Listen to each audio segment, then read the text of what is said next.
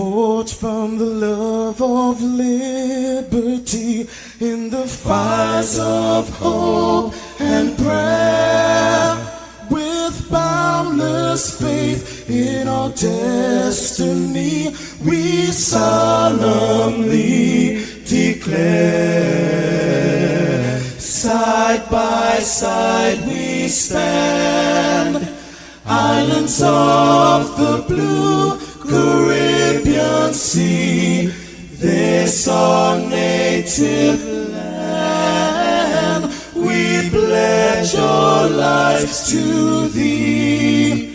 Here every creed and race find an equal place, and may God bless our nation. Here every creed and race find an equal place,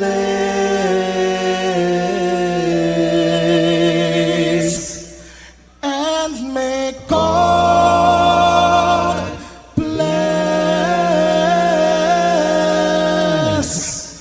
our nation.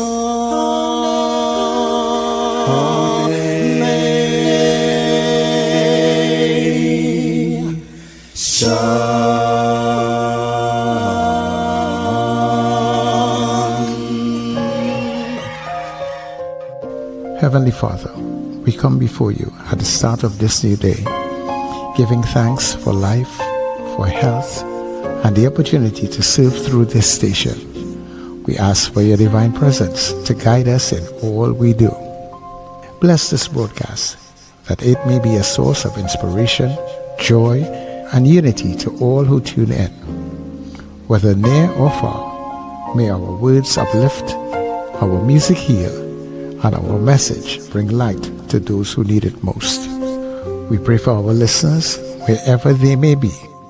Grant them strength for the day ahead, peace in their hearts, and success in all they put their hands to. Cover those traveling with your protection, and those at home with your comfort and provision. Lord, may everything we do bring honor to you and be a blessing to others. Guide our steps, bless our efforts, and let this station be a vessel of positivity and hope. In your name we pray. Amen.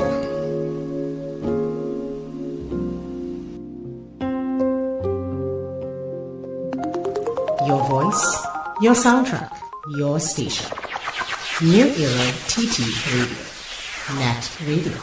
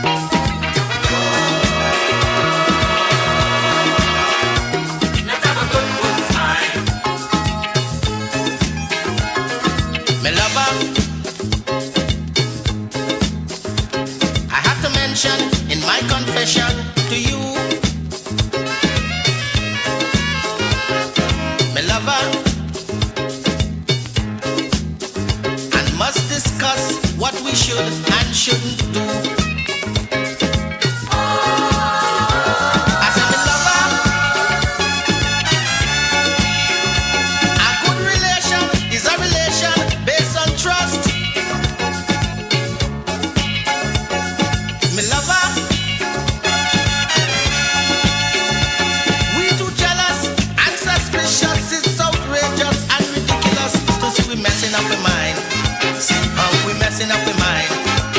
I tell you no.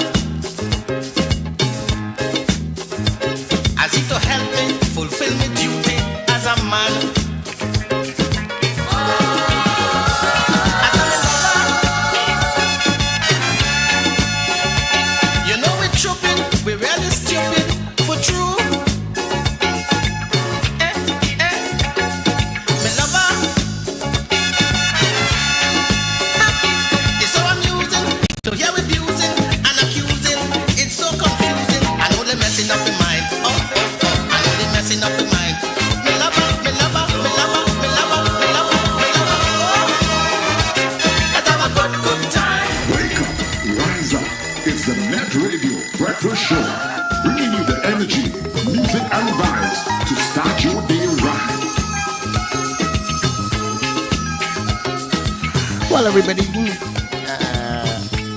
good morning to you, and of course, welcome to it. Good to have you here on this beautiful Thursday morning, Throwback Thursday it is. Glad to have you here on your era TT Radio, the heartbeat of the Caribbean, taking you above and beyond. Wherever you may be, Trinidad and Tobago, neighbors in the Caribbean, friends who are streaming all around the globe. Good day to you, and thank you for choosing us, yeah? As always, I want to say much thanks to the Heavenly Father for bringing us together for another day, and everything that we do, dear God, I ask that it be a blessing, honor to you. Sir Charles, that is me, and happy am I to be here with you, and of course with our team. Yeah, this is the Get Up and Go. Welcome everybody to the breakfast show.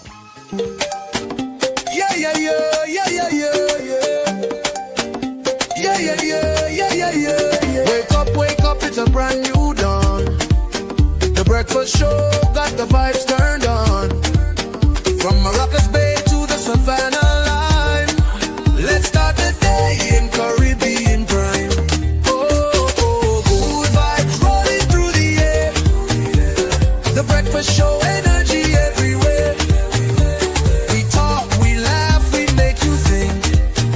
Grab your doubles or your morning drink.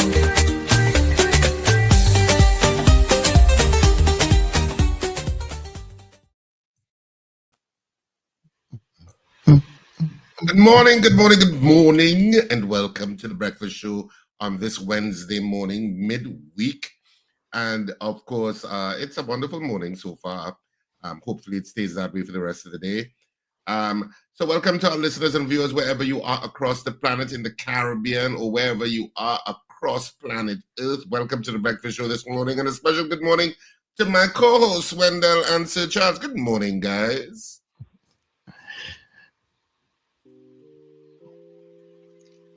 Wendell meets it or what? I don't know what is going on. No, but I know every morning you say good morning to my co-hosts, Wendell and Sir Charles. But Sir Charles doesn't say anything, so I was giving him the opportunity to respond. Was that it? No, I don't interrupt, but good morning, Wendell. Good morning, Richard. And today's Thursday, Richard. Oh, I said Wednesday, sorry. Mm-hmm. Thursday, sorry, my bad. Good morning, Sir Charles. Good morning, Richard Ragubasing. Good morning, Trinidad and Tobago. And good morning, goodness. viewers all over the globe. The weekend begins tonight, people. At It the second does. after midnight. Don't you forget it. I don't know why I was stuck in Wednesday. I'm still tired, I guess. Rehearsals is going on a little late for the display that you're doing right now. We're rehearsing for, I should say. What is it again about something with corn and fowl? What is this?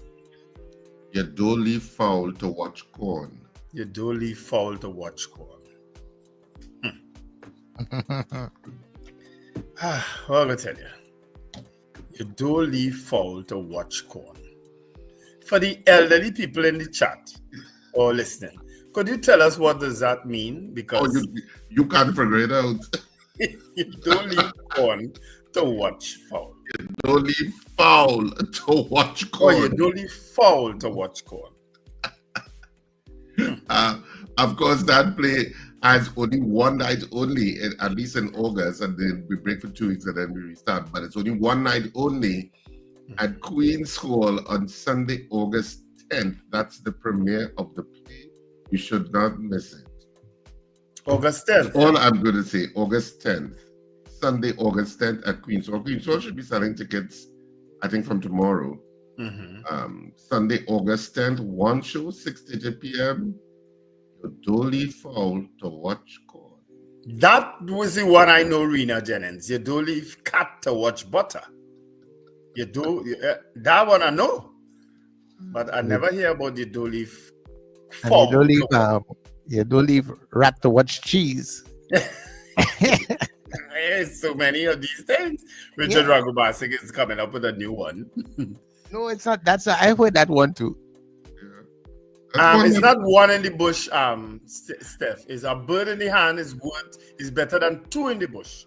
In other words, you see two in the bush, better you keep the one in your hand.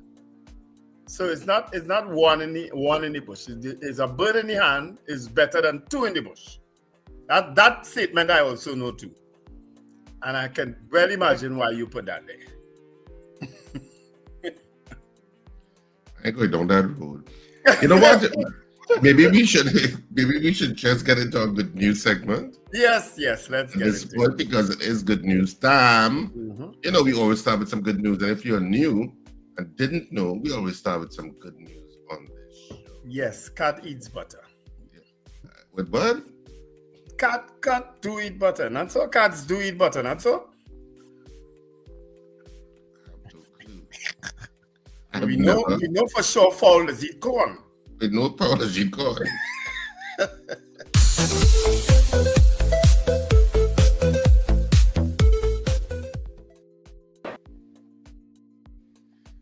So Wendell, I don't know if you want to contextualize it before I show it.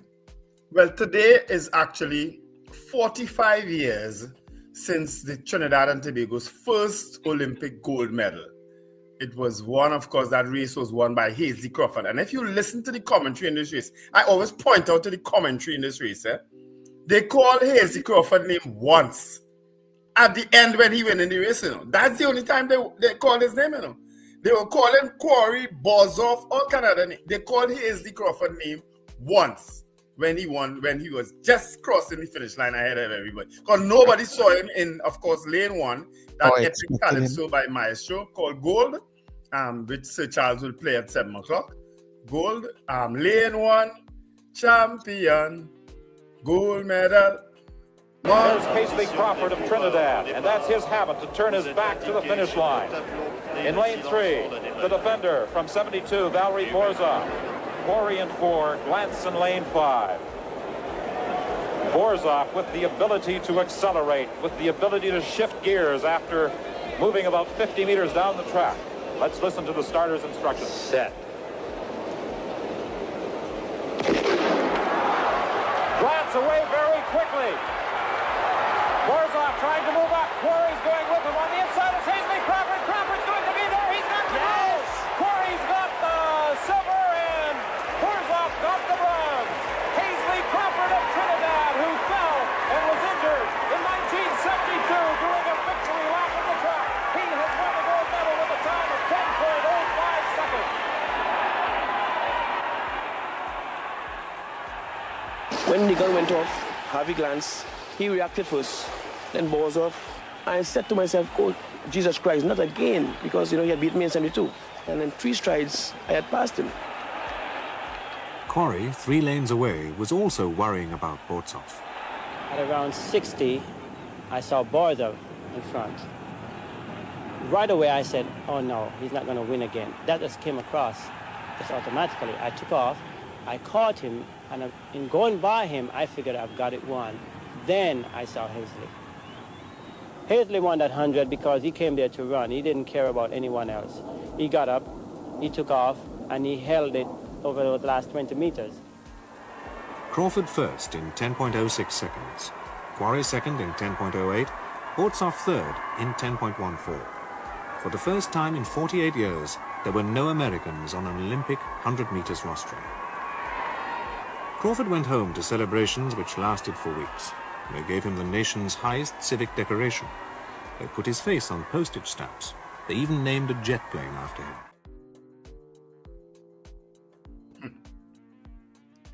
Probably one of the happiest moments in Trinidad and Tobago's history. You understand? Followed the next year, of course, by Janelle Penny-Commission winning Miss Universe. Crawford won gold in 1976. Janelle Penny-Commission won the Miss Universe in 1977. Yeah, it was a euphoric time, I guess. Yeah, Eric Williams was on top of the world, man. He exploded with euphoria. Money is no problem. What you want? He named, I think both of them got their names on postage stamps and on airplanes at the point in time. I'm not sure if Penny received the nation's highest award. I think she did, but certainly Crawford did at the point in time. Look at where Crawford was ahead of everybody, and Quarry talking about he looking at Borzov, and they looking at Harvey Glantz. They're talking about everybody else except Crawford, who was ahead of all of them all the time, Beautiful race, beautiful memories of those days. We were mere children, but still we were happy to have been part of it. And that was about what, 14 years after we became independent. Yes. So it was like Trinidad and Tobago making its mark. Yeah. Different ways and in consecutive years. Yes. You know, of course, we've gone on to make our mark in other ways since then. But it was, I guess, a euphoric time. It was. Morning, Hazy Crawford. I'm sure he listens to the show. Who else? Who doesn't? God, I could come across arrogant sometimes, eh? Well, yes, you do. It's a PNM thing, so he's excused. It's only sometimes. That's a jazz. It's a PNM thing, so he's excused. That's the PNM in a he. It might be a political thing too, eh? In a he. Anyhow, before we move for good news, I have some very good news, you know. Yeah. I want to say congratulations to my eldest son, Karen, and Kira, for the newest addition to the Davis family. Yeah, yesterday, my bouncing baby girl. That's nice. Congratulations. Yeah. So we welcome Leilani to the family. Congratulations to Karen. We have some cake and ice cream to eat or something? Yeah, at some point in time, everybody asking for cake, who want ice cream, who want champagne, who want cigar. Yeah, Corey's the cigar man. And Gilan likes champagne, so I'm told. She can't drink? Who? See how chinky her eyes does get whenever sometimes, you notice? Yeah, she can't drink. She take to drink and I said, sometimes she can't take to drink. And she started to dance. Oh, yes, she loves to dance. I have that video. You know what? We do that as a good news of morning. That video of her dancing with a particular host. I have it too. This was another video that I thought is not really good news, I suppose, in a strict sense of the way word, but it's interesting nevertheless. You have a factory in Trinidad and Tobago? Yeah, this is a new factory in overseas. Yeah. Wow, so are you doing this to get away from the tariffs? Yes, mainly for USA. Why did you pick Trinidad and Tobago to open a factory? A lot of suppliers of luggage. Got it. Already. Well, look at this lock. This is crazy. You manufacture these? Yes, it is very special design. And then, so I have to buy the set, right? I have to buy 1, 2, 3 all together? And then nest it together. And then you nest it together, like the Russian nesting doll, yeah? Yes. Okay, so for a whole set of these suitcases, how much? $126. And you got the skateboarding wheels? Yes. On the bottom? This is a PU wheels with a new technology. So what is the MOQ? 140 IQ. 140 IQ? Yeah. How many sets fit in 140 IQ? 520 sets. Okay, gotcha. And how long is production if I want to buy? 2 months. Yeah. You have a name card? Sure.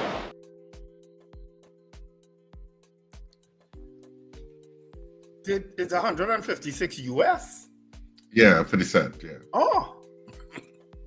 Yeah. Because she was referencing that she's in Trinidad and Tobago producing them, not so? Yeah, I think that was in that the trade investment thing. It's like an e-tech park that is in is it, where exactly is it, boy? The PNM had opened it in Valencia, Waterfield. Not Waterfield. Oh God, somebody help me in the chat. And one of the first factories was going to be that luggage factory. So apparently they are operating. I don't think it was I don't think she speaks English very well, but I don't think it was because of the tariffs. Because the tariffs weren't on the horizon yet. When they would have made the decision to have that luggage factory in Trinidad. Someone says Golden Grove? No, it's not Golden Grove. It's one of those new it was a place that they had opened that Polakopi School had opened. Tamana? No. You're saying Tamana? Tamina and Wallafield is the same place, huh? That's what I'm saying. So that's what I'm saying. It was called Tamina Intech Park, not so? Yeah, but it's not there. It's you see. Someone is saying Couva. Someone is saying Couva now. It could be Couva. It could be Couva. Yes, Savanetta and Couva. It's a new park that opened, that Paula Gopi School had opened. It looked interesting, and that was the first tenant. I think that they were going to produce luggage and stuff like that. So even though she said yes for the tariffs, I don't think that's correct. I don't think it was ready for the tariffs. Okay. As I said, the decisions were made long before that. I don't think she speaks English very well, so she was just saying yes for the USA. She's Chinese, isn't she? She's Asian. Yeah. She's Asian, maybe. Yeah, he wasn't understanding exactly what he was asking. It was something that Paula Gopi School would have opened. Yeah. I remember that. Did he also say something about terrorism at the beginning of that video? No, he said tariffs. It's tariff. Okay, I could swear he said terrorists. All the old people and all the old years, Lord. Anyway, it's a beautiful morning. The chat is extremely busy already. Let's say hi to the people in the chat. I will try to read as many of the greetings as possible because people offered all manner of opinions this morning. Already, Lord, all you people could talk. I thought we could talk, but all you could talk to. And I'm seeing some new names in the chat. You know, so I'll certainly be able to greet them. They were chatting on the possibility of what the park that you were referring to, Richard. So those are some new names. It might not be new people, but certainly they're using new names today, just in case. You know? But they'll tell me if they're brand new or they just change. Oh, good God, just get to reading the message. Let's get to greeting them, Wendell. Listen, you become Sir Charles, you need to get an old grumpy man for him, eh? No, Sir Charles was right on my heels saying, get to it. Subash, good morning. Subash says good day and blessings, everyone. Of course, Subash is now messaging us the night before, but that's okay. Subash from Woodland. We appreciate that, Subash. Anthony Tinto also messaged the night before. Grand rising to the breakfast crew. Melissa from Charfle. Valerie Mendoza from Dabadi. Boy Bidesi from Debe. DL says good morning all. Suzanne Jessup is also advising people to come to Rumbox this Friday for sip and chat? Is that what she says? Sip and chat. Isn't this Friday your Christmas in July celebration where you selling pastel and ham and hops and thing?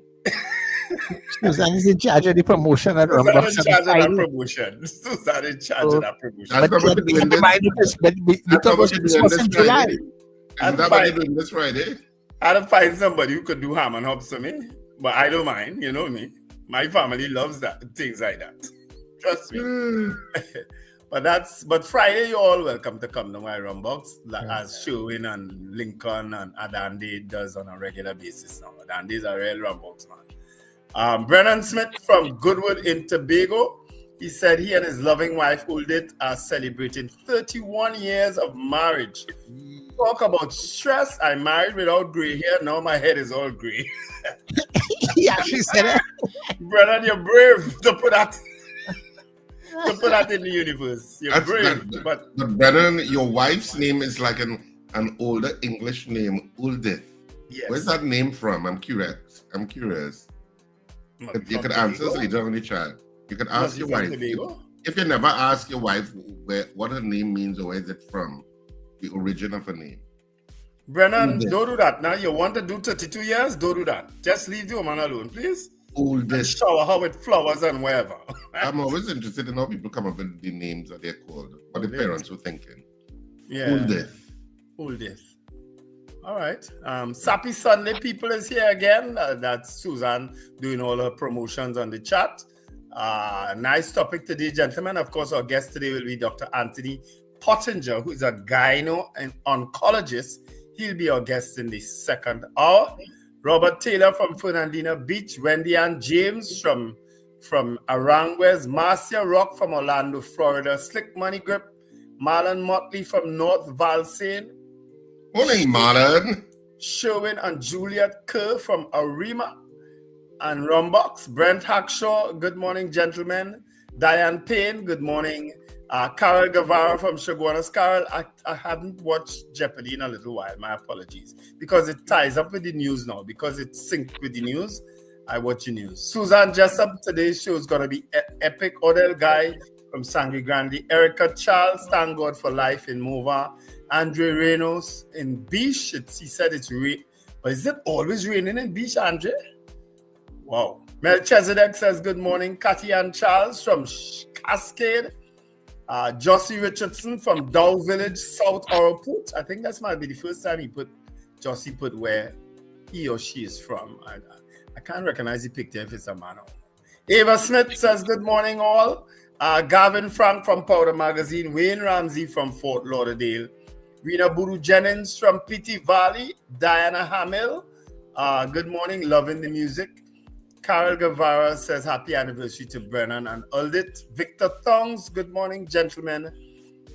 Rena Jennings says looking forward to the interview with one of my favorite gynecologists, Dr. Pottinger. Alistair Hart, good morning, everyone. Wendell Bill 2.0, 188 days. I think we might actually poll that. I know Richard is not a fan of that, but we can poll it. Doreen Pierce says good morning from North Carolina. Helen Prescott, have a great day. Lambert Bruce from El Dorado. Evans David, what you do leave? Okay, right. That was what we were discussing earlier on. Good CJ, good morning, beautiful listeners and viewers. Do have a wonderful day. Good morning, CJ. Wendy Ann says no corn when you come back. Steph says a bird in the hand is worth better than, well, it's two in the bush. Steph. Ambrose Blah, good morning from New York. Robert Harper from St. Anne's says good morning. Josie Richardson, the fall will interfere with the corn. Does it? I thought they liked corn. Josie knows something about your play already, Richard. Melchizedek, don't leave girl by your partner. Well, you know, as you say that, there was a murder last night that pointed towards those sort of things. I'm sorry to say, but that's what was reported in the news. It was an overnight murder. Ava Smith, moon does run, but day does still catch it. I've heard that too. Real old people in this chat, boy. Carlisle Cupid, a bird in the hand leaves a whole lot in the bush. Okay. Somebody says a ghetto cat that is eat. I saw that, I skipped past that. And you notice the spelling, right? Hey. You notice the spelling, right? Yeah. Magic said, this is where we're supposed to cue that little boy in the backseat of the car sometimes, right? Magic says, grand rising, gentlemen, and the breakfast crew. Belmont is in the house. Magic, thanks for telling us where you're from. Diane Payne, you don't leave politicians to watch bank. Well, we know that one for sure. You see $34 million making its name in the news again. Apollina says, good morning. Good morning, Richard, Wendell, and Sir Charles. Ian Joseph, I do enjoy the show. I'm a late riser, so I usually tune in later in the day on YouTube. I especially enjoy the contributions of Richard and Wendell. The weekend begins tonight, people. Thanks very much. And of course, don't forget the music and the production of Sir Charles. Rena Jennings, look how Crawford win that race so cool. He did, eh? Jason Samuel, commentator only mentioned Trinidad, not Tobago. Yes, they did only mention Trinidad. Carlisle Cupid, at that time, Eastern European athletes, including Valerie Borzov, were using performance-enhancing drugs. So we heard. Juliet Kerr, corn is a tempting food for birds. It's often used to caution against putting someone in a position where they might be tempted. I had to clear my throat for that one, Juliet. Melchizedek says, we bought DC-9. It was a very fast jet. Yes, we had DC-9s in those days. Melissa, both of those events were before my time. Yeah, you're all old. Good morning, all, from Mrs. R. Patricia Defoe also says good morning. Carl M. Jack, blessed morning. Good morning, Mrs. R. When you are in lane 1 or 8, the other athletes don't see you. Well, that's true. But they always say it's best to run in the middle of the lanes now, right? In the middle of the track. You tend to see both sides, so you tend to know exactly what to do. Ron DeSantis Jr., good morning. Guys, Wendell, it's because a sparrow sang like a bullet, take off like a jet. That was Sparrow? Or that was also Maestro tune? I'm not sure. Sherwin Kerr, true, Jason Samuel, but most commentators do mention Tobago now, though. That's true. Congrats, Papa Sir Charles from Mrs. R. Alistair Hart. Congratulations, Grandpa Sir Charles. Hey, my battery running out already on this laptop. What's going on with this battery? Hold on there. Plug it in. Diane Payne says, is gold the fastest human in the world? Calypso. That's Maestro. Good morning, my sunshines. That's from Scorpion Pepper. Bernadette Yates also says good morning. And greetings from Nelly. That's Nelicia Yates. Sherwin Kerr, congratulations, Sir Charles. Ron DeSantis Jr., Diane Payne, thumbs up. Congratulations, Grandpa Sir Charles. That's from Diane Payne. Yes, congrats, Sir Charles and family from Scorpion Pepper. Steph says Golden Grove. Thackeray, go Ron DeSantis. Everybody offering where did Richard Park from. Darren Thompson says good morning. Ava Smith says congrats, Sir Charles and family. The prison? No. Junior Wickham, good morning. It's in Couva, Richard. Michael Granderson Sankofa says congratulations to the Davis family. Stephen Grant Savanetta in Couva, that's a new name, as I said. And also the next one, Steve Waterman says E-Tech Park in Wallerfield. Well, I tried that one, Steve, it didn't work. Melchizedek say Red Hill. DL said Richard, go hit you. Felix Kazo, good morning. Good Thursday morning. Alistair Hart. There are E-Tech parks all over Trinidad. Darren Thompson says Phoenix Park. It could be Phoenix Park. It could be Phoenix. I think that's Savanetta too, not so? It's called Savanetta, not so? I'm sure. Sankofa said it was near where the Indian Expo used to be, somewhere near there. Ron DeSantis, no tires. Yes, Phoenix Park in Couva, Sherwin Kerr. Carlisle Cupid says the fastest human in the world, in the whole wide world, eh? That's written and sung by my late brother-in-law, Cecil Hume, the maestro. Yes, that was Christian Hume's. I think Christian Hume's uncle. Christian Hume is a regular blogger on Facebook. Who else is chatting there? Trini Gets Fit says, good morning, guys. He says Phoenix Park. Jason Samuel says bullying in the workplace. I don't know what that means. Sherwin Kerr, hi, Brendan. How are you doing? People are chatting with one another now. Seth says he'll bring the hops and ham. I thought so. That's why it was put out in the universe by Richard. You didn't realize Richard tricked you?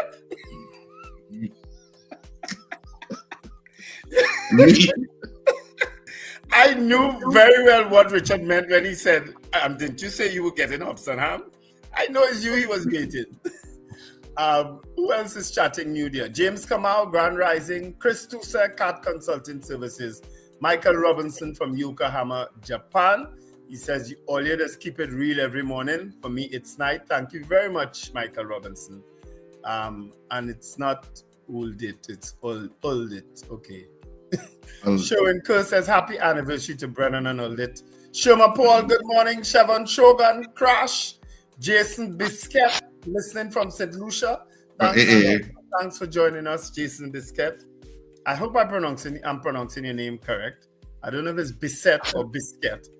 Anne-Marie Watson, Miss Darby, Anthony Atwell, and Apollonius, and those are some, and Julia Batiste, right? That's all the names we have this morning.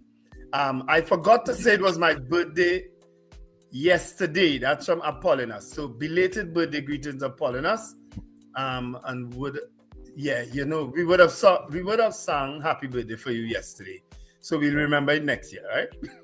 It's a Bisset. That's how you pronounce it. Bisset.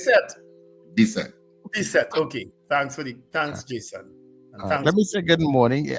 You still have others? No. That's it. All right. So let me say good morning to Miss Sampson out there in San Fernando. Margaret Thomas, good morning. Kent in Laventille, good morning to you. Oliver Manwaring, good morning. Linda out there in London, good morning to you. Frank Andrews in Aruka, good day. Nikki, good morning to you. Nikki, where are you from? Archbishop Ashton Clark in Canada, good day to you.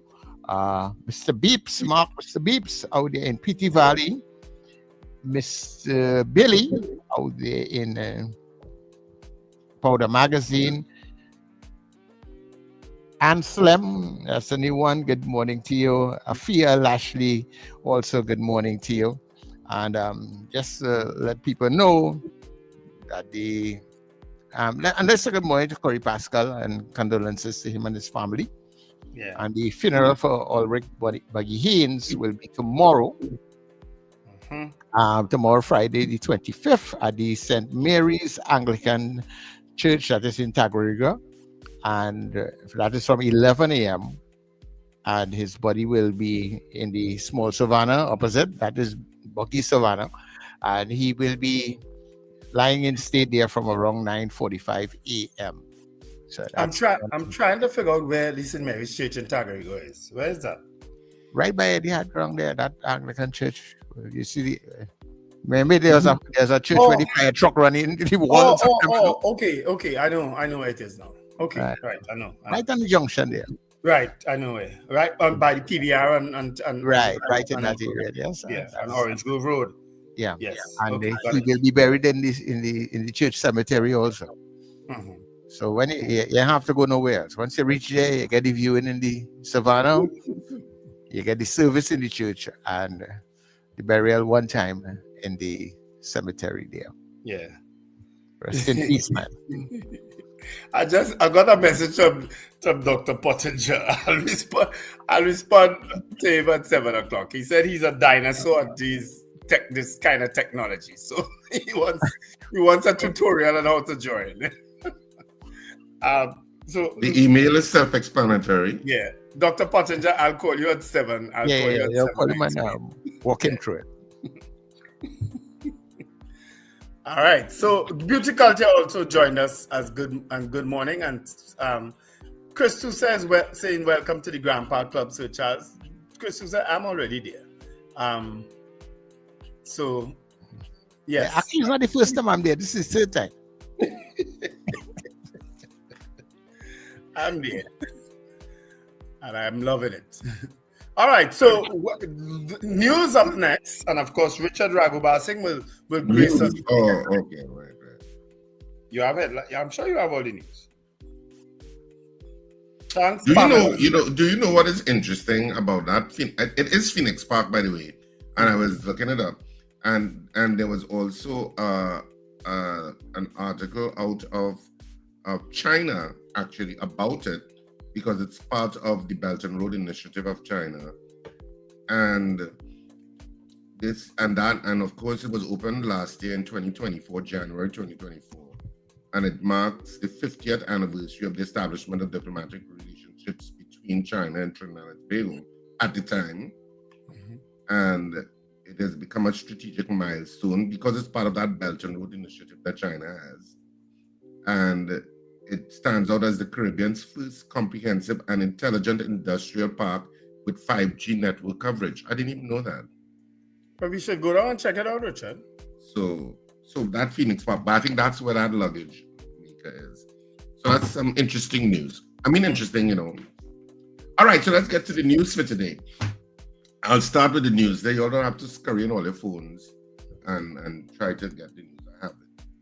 The Trinidad and Tobago news day today. Defense Minister backs suspicions but assures residents state will stamp out Toko gangs. Missing men escape kidnappers in Valencia. The cost of an SOE, that's part of the business. They escape kidnappers? I thought they caught 2 people. Missing men escape kidnappers in Valencia. I'm only reading the headlines. I'm not commenting on the stories. I'm just reading the headlines because at this point, that's what we do. The cost of an SOE and DCP. The DCP says no need for curfew yet. I love how the TTPS feel that they're in charge of the state of emergency, that they're the ones calling the shots. Apparently, I don't know, the UNC has handed the reins of power to the TTPS. Let us know, please. Because they're the ones determining when the curfew, whether there's going to be a curfew or not. I thought it was the regulations and a minister who would deal with that. And that's made by the civilian government. Well, there we go throwing out the missive that I'm just reading the headlines. I'm not commenting or reading anything. There goes it. It went straight out through the window, Sir Charles. Read. Keep moving. I think you need to visit that luggage pack factory in Phoenix because you have a lot of things to touch.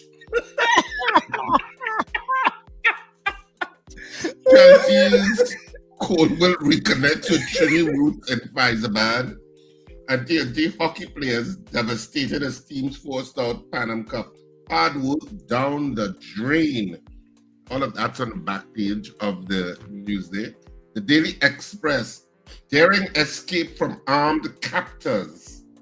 And there is a picture of the two guys. But I don't know, these are they're very smiley pictures. I don't know if it's we escaped and these are the pictures of these previous pictures. Yeah, I don't know. I can't tell. The file pictures, yeah. Yeah. Beaten with gun butts, tied up in a shack, threatened with death. That, no, you won't be smiling. Well, I mean, you'll be relieved that you escaped. But yeah. Cops kill prison escapee. That's a crazy story too, eh? Who was the prison escapee? A young fella, somebody named Briggs. A young Spanish-looking guy who they said was serving 5 years and he escaped. And they said that in an exchange of gunfire with the police, he was killed. Well, they first said he was injured and taken to hospital. And then an updated news came that he died. It's a crazy story. But $34 million blunder, judge, former Sport TT board liable for live sports scandal. Farley in video wearing boxers roadside. What is that, Wendell? I saw that and I said, but he's filming himself. He is filming himself, changing his clothes on the side of the road. And then he shares the video of him changing clothes on the side of the road. I don't know if he felt that was a moment of ghettoism, down-to-earthism, that he needed to promote himself, that's what he could do. But Ayanna Webster-Roy wrote a long missive on how many places he could have gone to change his clothes. He could have stopped off and gone in anywhere, but he decided to film himself changing his clothes. Okay. Politicians wear, Cat postpones major junior events. Lancashire club renamed stand in honor of Lloyd and Hope not happy. Windies can't deliver on Russell's farewell. So that's the front and the back of the Daily Express. And the Trinidad and Tobago Guardian for today. Board in breach. Court orders 14 former Sport TT execs to pay $560,000 each for negligence in $34 million live sport contract. Escaped prisoner killed by police. Culture minister orders probe into 200 million NCC loan. And kidnapped victims escape. All of that's on the front page. And on the back page, Sports Ministry blanks hockey. No dollars for TNT teams out Pan Am Cup. That's weird and sad. We're in for a lot of weird and sad days, I don't know if you know that, right? Well, there you go down the PNM. No, yeah, ain't PNM. Let's say about it's a PNM road they're going down. But it is weird and sad. Sports Ministry blanks hockey. I wonder what's the reason for blanking hockey. It's strange. Who's the Minister of Sports? Philip Watts. Philip Watts. I've reached out to him on more than one occasion. Is he a sports person or he's not a sports person? I don't know him as a sports person. I have no clue. Yeah. He was chairman of La Hoqueta, PNM's La Hoqueta constituency for years. He was Foster Cummins' right-hand man for years. He was birthed in the PNM. Yes, he's a PNM. And then at the last minute there, before he left, he switched and he contested against Foster Cummins and beat him bad too.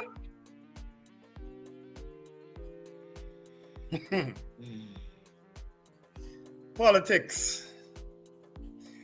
And you know, Richard, I sent you a picture too, because you remember last 2 weeks or so ago, we featured the mayor of Arima posing next to 4 dustbins, right? You remember that? Yes, I remember that. Yes. But I also sent you another news clip that I saw on Facebook yesterday. But the mayor wasn't in this one, thank God for that. The mayor of Port of Spain, that is. He wasn't in the picture. But they positioned a vehicle in front of City Hall and said, and here's the caption now, new addition to Port of Spain Corporation's fleet. We're announcing a significant enhancement to the Port of Spain Corporation's capabilities. We've added a brand new truck to our fleet, dedicated to better serving the needs of the burgesses of Port of Spain. This essential new vehicle will play a crucial role in improving our efficiency and responsiveness in various service areas across the city. A truck. I said, just when you thought you couldn't beat Baliram in Arima with the 4 dustbins, you post a truck. Yes. You know, well, to be honest, when I saw you post up that story and they talked about a new truck, I thought it was one of those new trucks, you know, those new kind of garbage trucks, like which would be new to us but old to Americans, that actually lifts up the garbage bins. Yes. They just have one driver and they have nobody in the back, and that truck reaches out with an arm, picks up the garbage bin, empties it, and puts back the garbage bin. So that's why garbage bins are kind of standardized sizes in certain towns and cities across the United States. So it was that kind of truck. I said, hey, when I realized, and for people who are wondering what kind of truck it is, that's the truck. So the Port of Spain City Council is boasting that they got a new truck, and this is the truck. So y'all, let's give a round of applause to the Port of Spain City Council for getting a new truck.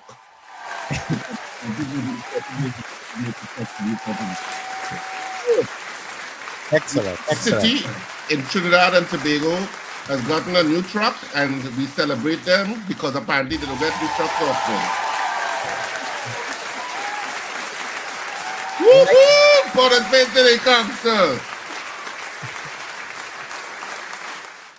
Well, one truck is more than 4 bins, eh? So I just only want to tell me about local government reform. 4 bins in Arima, a new truck in Port of Spain. That's local government reform. Let's wait to see what Point 14 is getting. Arima get 4 bins, Port of Spain get a truck. Arima might get about 3 whacker. I mean, they go need to take out the trees in the drain by Miss Diego Martin. Oh my God! The trees are growing in the drain. Are we finished with headlines? Yeah, we are. I ain't finished with the truck yet. I'm still watching it.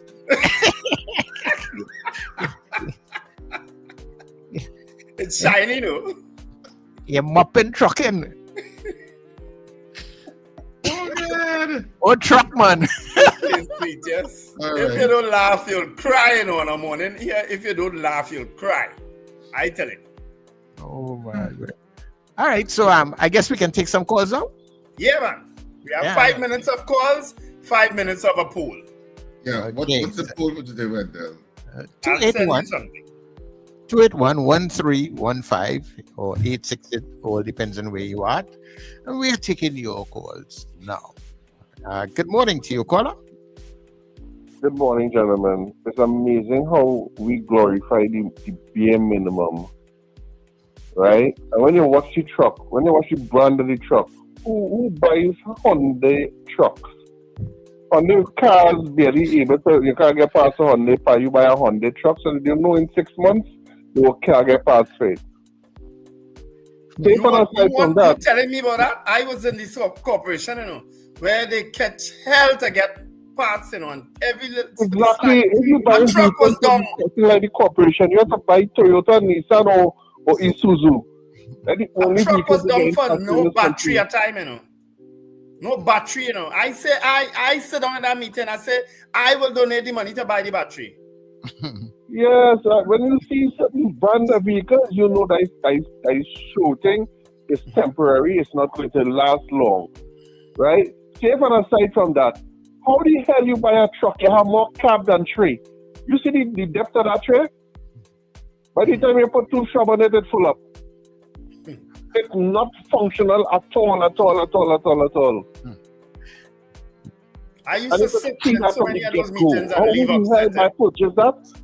They look like they send somebody from police to buy vehicles for the corporation, because they're making no sense. I would never purchase that for a corporation. Say for aside from that, gentlemen, I know Olin spoke about 4 bills in Arima. In Shogunas, we will be very grateful for that 4 bills. I made a video, I don't know if I sent it to you, Wendell, where I walked from Shogunas police station straight up to the flyover to enter Shogunas. And in the with a Lucozade bottle in my hand, trying to find a bin to throw it in. If not for the bin that doubles people have outside their business, there is no bins in Shogunas. The whole of Shogunas. There is no bins to throw garbage, and we wonder why we have bottles and things in the drain for the rainy season. We are asking the question where the bins was to throw the garbage, you know. But we blaming the people for throwing the garbage for the garbage eventually ending up in the rivers. And we impress. I'll end where I started. We impress by the bare minimum. We're doing cartwheels for the bare minimum in this country. Meanwhile, you could tell you $50 million on a painting. How much $1 million spent here in the water treatment plant, and it ain't go no way. How much $1 million there, and we doing cartwheels for the bare minimum. Have a good morning, gentlemen. I don't begrudge artists money. So. Yeah. What was the other story? As Lincoln talk money, $34 million. Former Sport TT board found in breach of giving that $34 million contract. You remember that contract was for learning tools or something? So what was it for? Some learning. Some kind of hardware, software, or something like that. Yeah, something to do with learning, software for learning, I think. Yeah. So they have to pay the back, but according to the court order, each of the 14 members have to pay $560,000 each. And be careful when you're a member of a board, but I'm telling you. Be careful of the decisions you make. Yeah. Caller, good morning. You know what truck and Benz that can I buy? Yes, Mr. Charles. Morning. Congratulations to some grandchild. Yes. Yeah, man. First? Nah, third. I've been here before. Congratulations. Mr. Patrick is special, you know. You come here. So Charles, I hear something about some grandchild. No, I put on the radio and I hear people going congratulations. Yeah. So I don't know what it was about. So may the child go strong and health and wisdom and man. Yeah, man. No problem. Thank you. Raghua Singh, morning. Good morning, Mr. Patrick. Mr. Wendell, morning. Good morning, Mr. Patrick. When I watch this truck, I work in a department where we have trucks and tractor and grader park up for parts, brother. It's surprising to know you have a whole yard, some truck, tractor, and you can't get parts.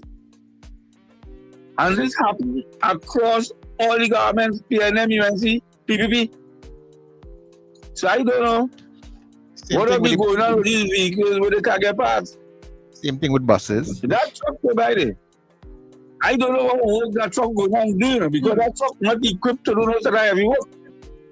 Well, according to someone in the chat, it designed to go into these small areas, of course, you know, because Port Spain services small areas in terms of Belmont and Cocorita and thing, small areas. Yeah, but we don't talk to that.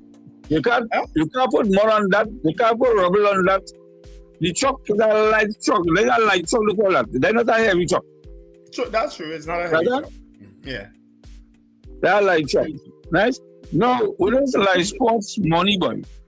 They come back around where people have to pay $500,000, I think, each. Is that it? Who was the head of life sports? Who was the head of life sport? I can't remember the person's name.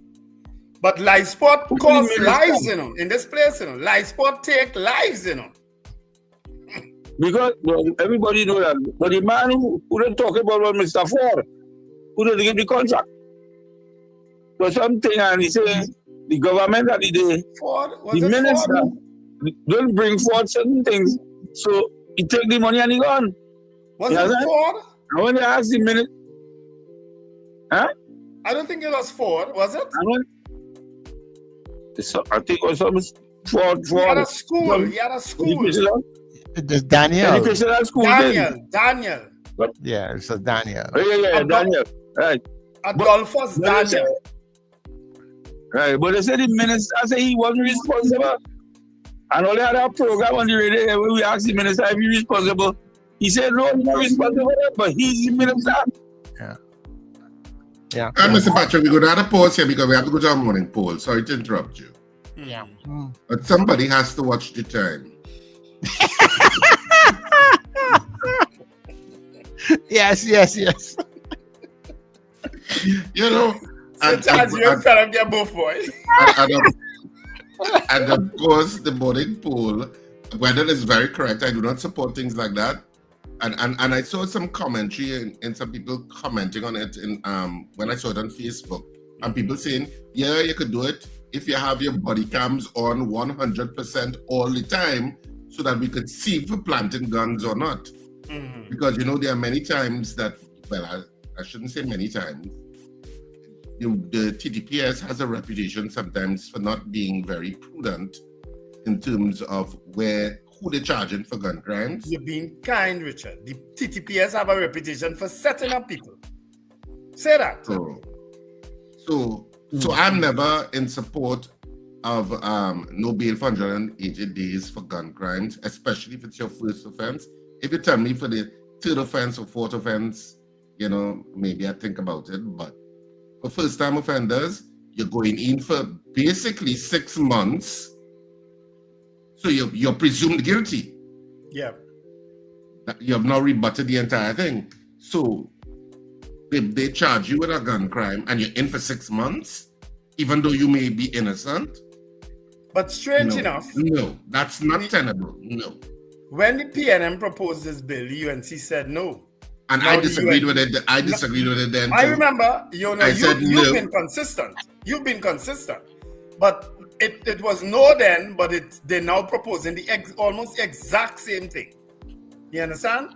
Through the Minister of Homeland Security. So do you There are too many lawyers in the UNC to peddle such nonsense that rebuts the issue of innocent until proven guilty. You are all belong to this state, and many of you have been before the criminal justice system, and you know what takes place. You know what takes place. Do better. All right. But we're going to have to take... So the question is... Look at right there, read it. Yeah. Do you support wrong, no. Let me correct support. Do you support no bail for 180 days for gun crimes? Do you support that bail bill? Yes or no? All right. They're proposing no bail for 180 days. Do you support that position for gun crimes? All right. We're gonna have to vote during the news time, and when we come back, we're gonna read the results. We're gonna read your polls and read the results, and then we'll get into our guest, Dr. Anthony Pottinger, in the second hour. Okay. All right. So continue to vote, people.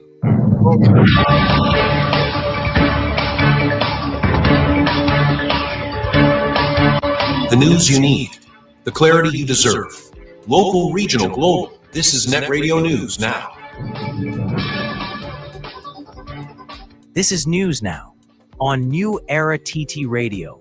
I'm Derek, In for Amanda today. A late-night security operation at the maximum security prison in Aruca on Tuesday has led to the seizure of multiple mobile phones and the discovery of critical intelligence linked to threats against top law enforcement officials. The raid, which took place between 7 p.m. and 11 p.m., was sparked by a voice note circulating on social media threatening senior figures. It was led by Police Commissioner Alistair Guevaro and Prisons Commissioner Carlos Carraspi, and coordinated by Deputy Police Commissioner Suzette Martin and Assistant Prisons Commissioner Lee Davis. Officers from various units, including Northern Division CID, North Central Division Task Force, and intelligence teams, searched multiple prison cells. They recovered cell phones, accessories, marijuana, cigarettes, and handwritten notes, now being analyzed. Officials say the operation is part of a wider strategy to disrupt internal prison communications linked to external threats against law enforcement leadership. Former board members of the sports company of Trinidad and Tobago, Sport TT, have been found to have breached their fiduciary duties by approving a $34 million contract linked to the now defunct Life Sport program. Delivering judgment at the Waterfront Judicial Center, Justice Ricky Rahim ruled that the 2012 contract with eBeam Interact Limited, approved on the instruction of the Ministry of Sport, was not in Sport TT's best interest. The judge said the board, led by former CEO John Mollenthal and Chairman Sebastian Paddington, should have questioned eBeam's capability due to glaring errors in its proposal, instead of acting as a rubber stamp. The court awarded nominal damages of $40,000 each against Mollenthal and 12 other former directors, stating the real loss was suffered by the government and citizens who were meant to benefit from the program. While Sport TT also sought damages from eBeam, a separate ruling last year ordered the company to repay $30 million, finding it had been unjustly enriched. The court acknowledged that about $4 million worth of minimal services and equipment had been provided. The Ministry of Culture has revealed that a staggering $178 million is still owed to stakeholders for Carnival 2025, despite the National Carnival Commission having already spent a $200 million loan it secured in April. In a release on Wednesday, Culture Minister Michelle Benjamin expressed alarm over what she called troubling financial improprieties surrounding this year's festivities. She said many carnival stakeholders remain unpaid, severely impacting their operations and livelihoods. Minister Benjamin warned the newly appointed NCC board that there will be no honeymoon period, and she has mandated immediate action to restore accountability and transparency. The minister has called a July 29 meeting with the NCC board, where they are expected to present an internal audit of finances and operations, a report with concrete solutions, a plan to settle all outstanding payments, and timelines for Carnival 2026 preparations.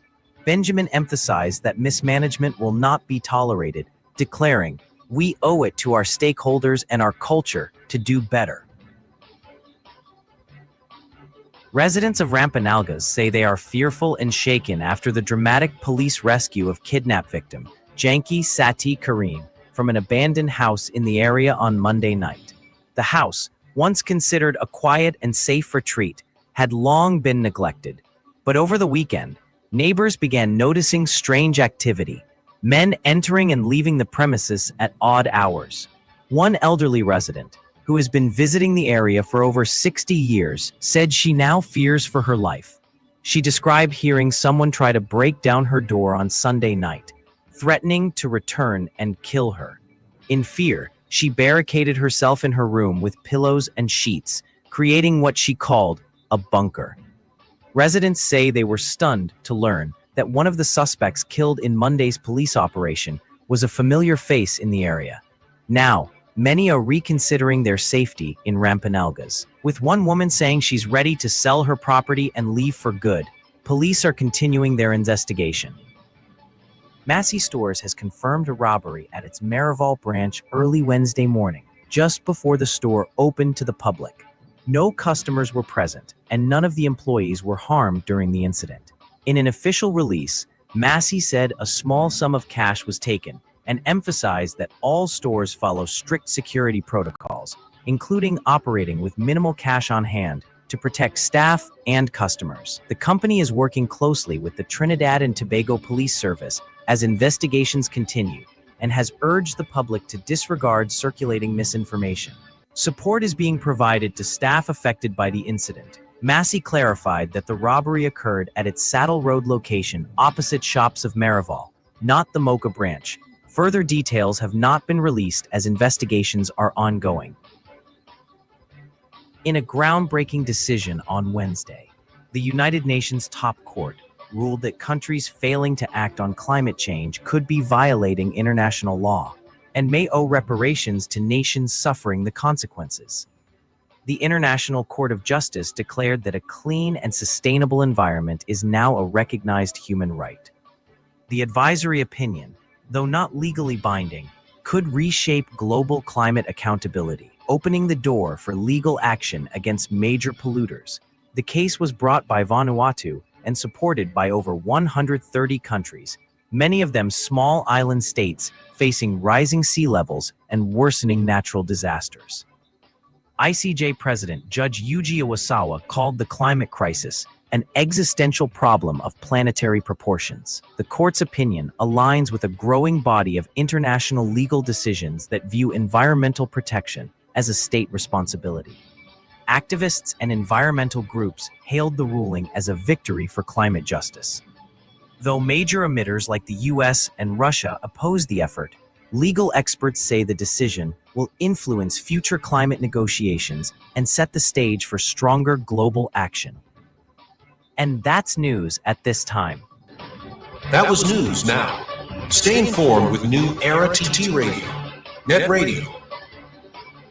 Your mid-morning just got better. Join Sir Charles for the mid-morning mix and mingle, where good music, real talk, health, and family matters come together, and your voice is heard. Whether you're at work, on the go, or just taking a break, this is the perfect mix to keep you engaged, informed, and entertained. The mid-morning mix and mingle, weekdays, 9 a.m. to 12 noon on New Era TT Radio, Net Radio. Men, women, tired of the invasive, painful old methods of testing prostate and breasts? The Institute of Health and Fitness Clinic and Wellness Center offers comprehensive and non-invasive diagnostic testing, which indicates the nature and extent of diseases and tests your nutritional levels. Our quick testing can identify early signs of problems by evaluating many of the bodily functions, such as male and female sexual function, gastrointestinal function, liver function, kidney function, thyroid function, heart and brain function, and also cancer testing. Results are comparable with other medical lab tests without the use of needles or embarrassing specimen cups, and is pain-free. We also offer all natural treatments. Visit us now at number 79 St. Vincent Street, Tunapuna, or call 492-7397 or 289-6363. Mornings just got better. You're locked into Net Radio Breakfast Show, fueling your day with the best music and real talk.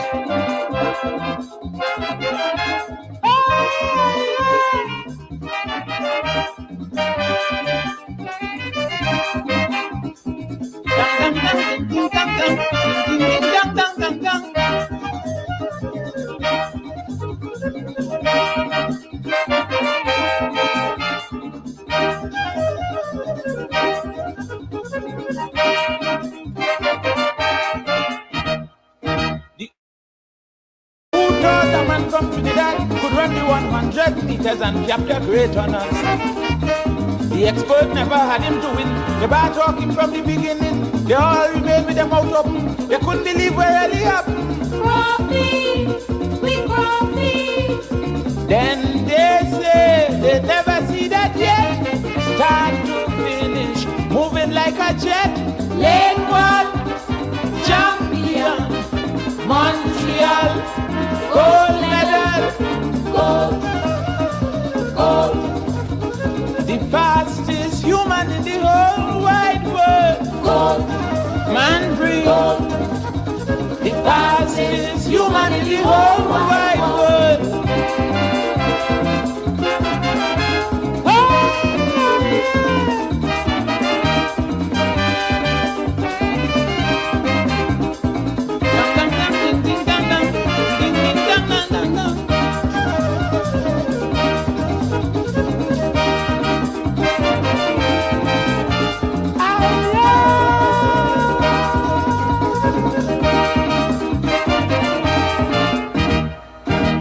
majority. Put money and don't worry. They say Valerie boss of his demand them thinking of. All of them went to meet the queen. The crop say he ain't making the scene. He must practice hard at all costs. It's why he win and the others lost. Croppy, we croppy. Then they say they never see that yet. Start to finish, moving like a jet. Leg one, champion, Montreal, gold medal, gold. Morning vibes, fresh energy. This is the Net Radio Breakfast Show.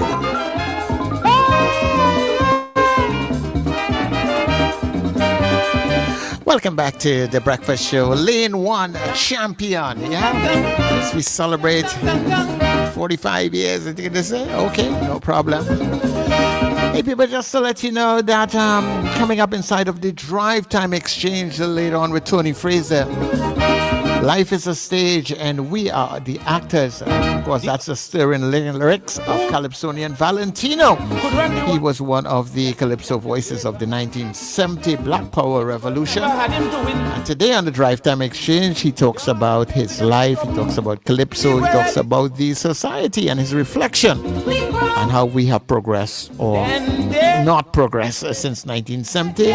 So you can join journalist Tony Fraser. Moving like a jet. People's Calypsonian, Phillips it is, I think, the Valentino. For all of you folks on YouTube, besides the fact that we want you to like and subscribe as you are there, remember your next engagement on the YouTube channel will be between 4 and 6 p.m. inside of the Drive Time Exchange, right? So we jump back inside of the Breakfast Show in a short. Looking for trusted, affordable security and property services? Horatio Services has you covered across Trinidad and Tobago. We offer battle security, canine patrols, 24/7 protection, and all sorts of private investigations, discreet, professional, and effective. But that's not all. We also provide construction. From building to renovation, we bring your vision to life.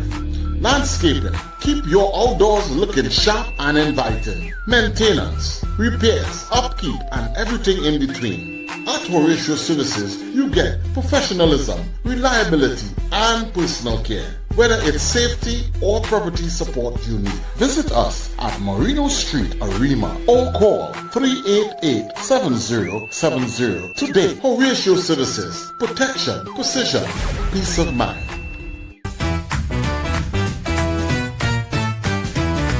Advertise with us on New Era TT Radio, the fastest growing streaming platform for talk in Trinidad and Tobago.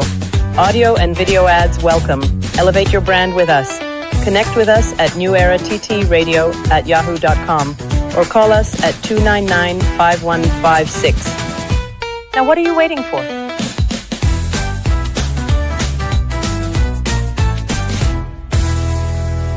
Charmflair Auto Services Limited, your one-stop auto repair shop, located at number 1 Industrial Lane, Charmflair, right opposite the brewery on the Eastern Main Road. Yes, we do it all. Repairs to all makes and models, from your everyday sedan to SUVs, light trucks, pickups, and panel vans. We're also the sole distributors of Davanti tires, certified VTS inspection station, plus a wide range of services, oil change, front end and suspension repairs, tune-ups, tire alignment, batteries, electrical work, radiator and cooling system, AC repairs, and accessories galore. We offer pickup and drop-off service too. Call us today at 662-6545 or 662-6572. Follow us on Instagram and Facebook. Charmflair Auto Services Limited, number 1 Industrial Lane, Charmflair. We do it all.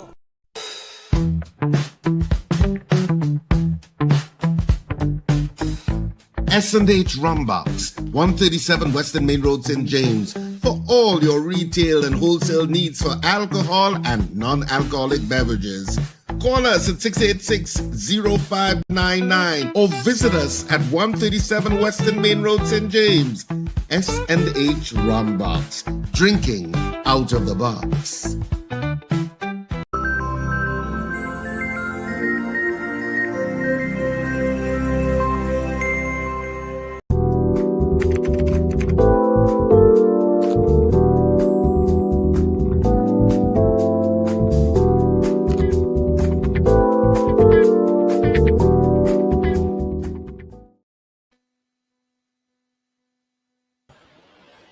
right.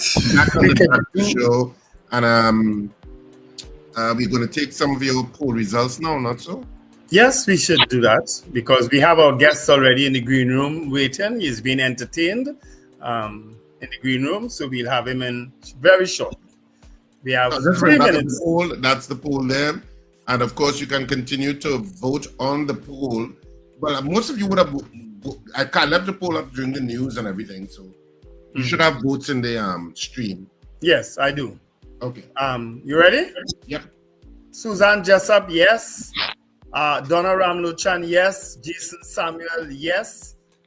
Miguel Gonzalez, yes. A lot of opinions. Margaret Thomas, yes. Josie Richardson, yes. Alistair Hart didn't vote. Magic didn't vote. Melchizedek wants to know if there's a difference between using the weapon or being in possession of it. I think it's being in possession of it, huh, Richard? I don't know. You'll have to see the legislation when it's... Yeah. Mrs. R says yes. DL, yes. Melchizedek, yes. Slick Money Grip, yes. Apollonius, no. Michael Robinson, yes. Michael Oliver, yes. Julia Batiste, yes. Anderson Clark, yes. Scorpion Pepper, no. St. James, no. Or Senior James or Sister James. I don't know what the S are for, but I'll just say James. Yes. Eva Smith, no. Steph says no. The use of a gun, not possession of a gun. Okay, so it's the use of a gun. Ron DeSantis Jr. says yes. RR says yes. Frank Edwards didn't vote. Morning from Port St. Lucie. Diana Hamill says yes. CJ, yes. Magic asking if you're a lawyer, Richard. Beauty Culture says yes. Magic says no.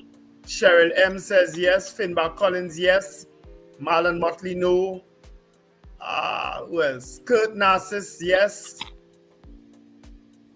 Wayne Joseph, yes. Alice Sahad, yes. Brennan Smith, yes. Carol Guevara, no. Carl M. Jack, yes. Bernadette Yates, yes. Sherwin Kerr, yes. So that's, and Michael Grandison also says yes. That's the last vote we'll take. So Charles, you have any? Yeah, I have a few of them. Of course, Pauline says yes. Afia Lashley says yes. Joseph Clement says no. Kenwin Diego Martin says yes. Archbishop Ashton Clark says yes. Lincoln says yes. Sexy Red says definitely yes. And Sean Ram says yes. All right. Anthony Atwell, yes.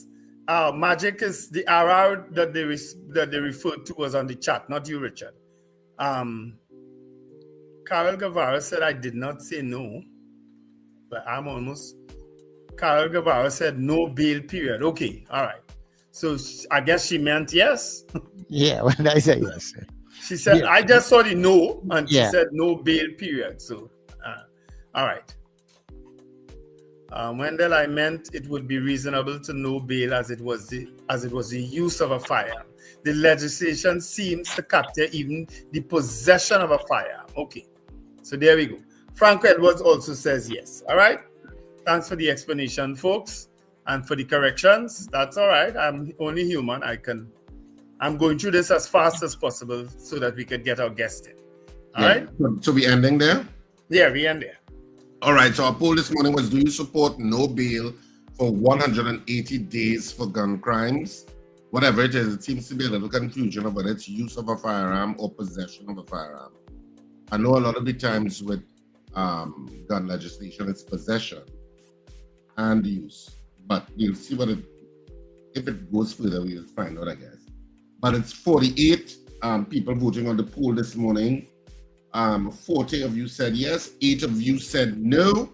So the yeas have it for this morning. By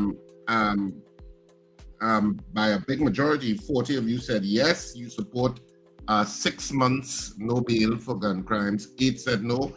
Of course, I'm firmly in the no camp, especially if it's a first-time offender. You should not be in prison with our imperfect system for 6 months.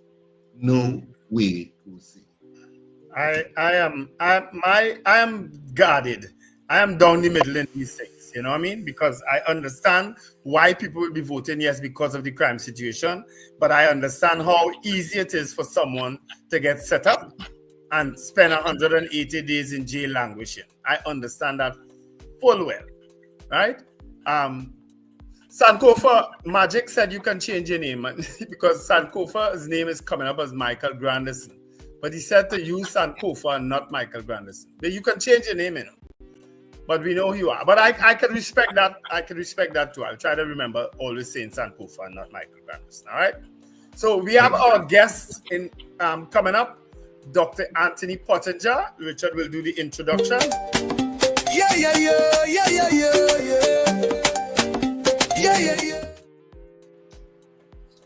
And good morning, Dr. Pottinger. And thank you for joining us on the Breakfast Show this morning. We appreciate it. Good morning. Thank you for inviting me. That looks straight out of Ghana there, Dr. Pottinger. Yes, it's from Ghana. You know your I can tell. Beautiful. Good morning. Thanks for joining the best show on radio. No, I used to listen to you guys when it was Power 102, but since you went high-tech, I am a dinosaur. I can't pick you up. And I think plenty people in my situation also. All right. But we also on cable TV, So, when I say the average man have him radio and can just tune in Power 102, you know what I mean? Oh, you mean that way, yeah. So I personally miss the radio station. Yeah, I can well imagine. A lot of people still do, but now they could have us anywhere they go, all over the world. Yeah. So thanks again. I mean, I don't know how the format going to take this morning. You going to ask me questions, or people going to call in, or what? Or you just want me to talk and think? Because when we have a format, I tend to ramble and try to talk too fast because I'm trying to cover too many things. But we're doing all of the above. Yeah, because Dr. Pottinger, of course, we debated this yesterday because it's women's health. We felt that maybe we should have a female co-host join us to be a little bit more maybe insightful in the questions. But Wendell was no, Dr. Pottinger can handle it. He will know what it is, the kind of information that our female listeners and viewers would want to hear in terms of the issue. So Wendell is right. It's going to be a mix of us asking some questions. But if you could start off by indicating what exactly your practice is, because it's a mix of gynecology and oncology. So if you could explain. Okay. A gynecologist is a gynecologist and obstetrician who subspecialize in cancers, gynecological cancers, and those are considered outside. What you can see on the outside is called the vulva, and then above that you have the vagina, then above that you have the cervix. The cervix is like the neck of the womb. The two of them together is called so the cervix plus the womb, the body of the womb, which is called the corpus, is really what we call the uterus. And then the uterus have two tubes attached to it. They call it either the fallopian tubes, or you might see the term the oviduct. And then there are two glands attached to the uterus, called the ovaries. And every woman born with two ovaries. And each of those ovaries will have like about 2 million egg follicles, but they are what is called primordial follicles. They're in stasis until the pituitary gland, which is a gland in the brain, switch on and start to secrete certain hormones, something called the follicle stimulating hormone and the luteinizing hormone. When that happens, it will like wake up the ovaries, and every month certain amount of follicles will be recruited for development. And that is when a female become a reproductive female. It coming down over time. Back, say 50, 40 years ago, it was probably more 14, 15, even 16 years. And it probably tied up with nutrition. Because if people malnourish and slim and don't have much fat, you get through what is called the puberty, or the first period is called the menarche. Later, nowadays, it can happen 9, 10, 11, 12. So I think the average time now is somewhere between 10 to 12. And from then, a female become a reproductive female. All right, so That is there's also the lining inside the pelvis and the abdomen is called the peritoneum. So those are the cancers that come on as gynecological cancers. The peritoneum, the fallopian tube, and the ovaries, they are very similar biologically, and the same risk factors, cover all of those. The endometrium too is similar, because all of these are related to estrogen. Estrogen is the main female hormone. You need estrogen to be female and to be healthy, but it is a two-edged sword. Too much exposure to estrogen over a prolonged period of time is not good, because estrogen is a growth hormone, and estrogen promotes cancers. So it is not good, for instance, for a woman to go through her whole life and never being pregnant or never breastfeed, because it means somebody like that, if they never use a contraceptive pill, they would be, from the time they start ovulating, say they start at 10 and they might go to 50. Some people go beyond that, 52, 53. The median time to the menopause internationally is like between 51 to 52. With African and Indian people, is a little bit earlier. It's more like about 48 years. But if you look on all women, say we use 50 as the cutoff and you start at 10. So I mean, you'd have 40 years of ovulation and menstrual cycles. And if that is not broken with pregnancy and breastfeeding or with a pill, any woman who goes through like that is at a significantly higher risk of developing breast cancer, endometrial cancer, that's the cancer lining inside the womb, fallopian tube cancer, ovarian cancer, rectal cancer, colon cancer, peritoneal cancers. All of these we know are estrogen sensitive cancers. So the more exposure to estrogen, the higher your risk. And now every day, almost everybody about the place now are overweight and obese. And that even add to the risk, because the fat cells have the ability to produce an estrogen. And that estrogen can also stimulate the cancers. And it's a very pro-inflammatory estrogen. So it's not good to be overweight, obese, not exercising, and are not using the pill if you don't want to have children. And in an ideal world, if I was a dictator, I could have, decree, I would make it law that every woman should have at least 3 children between 20 and 30. And all of them should breastfeed the child for at least 2 years.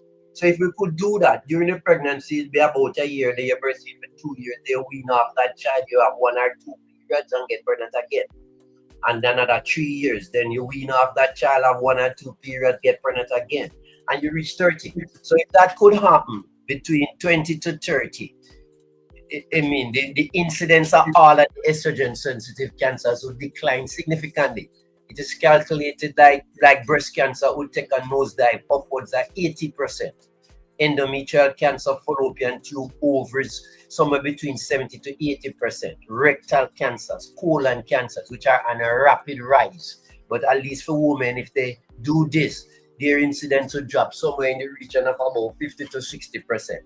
So this is one of the reasons why these cancers are increasing now, because over the last 2 or 3 generations, the fertility rate has been falling, and the amount of children falling, are people delaying it till quite late, above 35, reach 40, trying to have the first child. The body don't like a late first pregnancy. When somebody get pregnant for the first time, like after 35, there's a statistically significant increase incidence of breast cancer. So childbearing is like an athletic event, is a young people thing. And if everybody could, when I put the word like lick out, people might feel offended, but it's on my talk. If everybody could lick out at least 3 children between 20 and 30 and breastfeed them for 1.5, 2 years, a lot of these cancers were plaguing us now would decline significantly. But the reality is you'd have a lot of women who don't have children. Yeah. So what's their... So those who don't have children or don't want to have children, if they go on the combined oral contraceptive pill, right, it will nullify the risk of the high estrogen, because the pill will stop them from ovulating. So once you're taking the pill, the pituitary gland see the hormones from the pill, and it's like it believes the ovary is overproducing, but it don't want the ovary to overproduce. So the pituitary gland will stop secreting the follicle stimulating hormone. So once it stops secreting the follicle stimulating hormone, the follicles in the ovaries that you're born with will remain in stasis, and they will not be causing the high level of estrogen production. So the women who are on the pill get big time protection against all of the estrogen cancer. So the pill could protect them similar to what the pregnancy does and the breastfeeding does. So just before we go, let me just explain this. During the pregnancy, there's a hormone called progesterone, and that is the dominant hormone during pregnancy. And this is a physiological antagonist of estrogen. So the progesterone tend to nullify the tendency of estrogen to want to promote cancers. And when you're breastfeeding, every time the baby suckle, a reflex cut to the brain, and the posterior pituitary secrete another hormone called prolactin, and that come back to the breast and keep the lactation going. So the more frequently the lady breastfeed and the baby suckle, this feedback loop is there all the time. It will keep the prolactin high to maintain the lactation. Prolactin is another physiological antagonist of estrogen, so it will tend to nullify the tendency of estrogen to want to promote cancers. So now in the era of academia and everybody delaying pregnancy or don't want to get pregnant, I would advise all those people to go on the pill, because the pill, apart from stopping them period or making the period lighter, less chance of iron deficiency, anemia, less pain if they're having pain with the period, less cost in terms of buying pad and iron tablets and all them kind of things. Plus, they would be in a relatively low estrogen state. And each one of the pill have an estrogen and it have a progestogen, which simulate the progesterone. So when you're on the pill, you lower your exposure to estrogen, plus you add the progestogen, which is a physiological antagonist. So that is powerful protection to protect them against all the estrogen-sensitive cancers. But Dr. Pottinger, there will of course be women who don't want children. One, they've made that decision. There are also women who are not sexually active. Are you suggesting that they still use the pill even if they're not sexually active? Yeah, because the people who are not sexually active, they're protected against the cancers which are due to infections. Like, there's a family of virus named human papilloma virus. There's about 100 of them, and we know 14 of them are what called oncogenic viruses. They could cause cancers over the long term. And everybody who have ever been sexually active have been exposed to these, both male and female. So on the female side, every woman by about 3 years after becoming sexually active should start doing the pap smear, because a slow process from infection with the HPV to causing cancer. And if people do the pap smear at least on a 3-yearly basis, you'll pick up the pre-cancer changes, which are very easy to manage. But a lot of people, for whatever reason, don't care how we talk and advertise and things, and so don't do the pap smear. Right. I did a big surgery yesterday on somebody who 78 years and never had a pap smear, and that is not uncommon.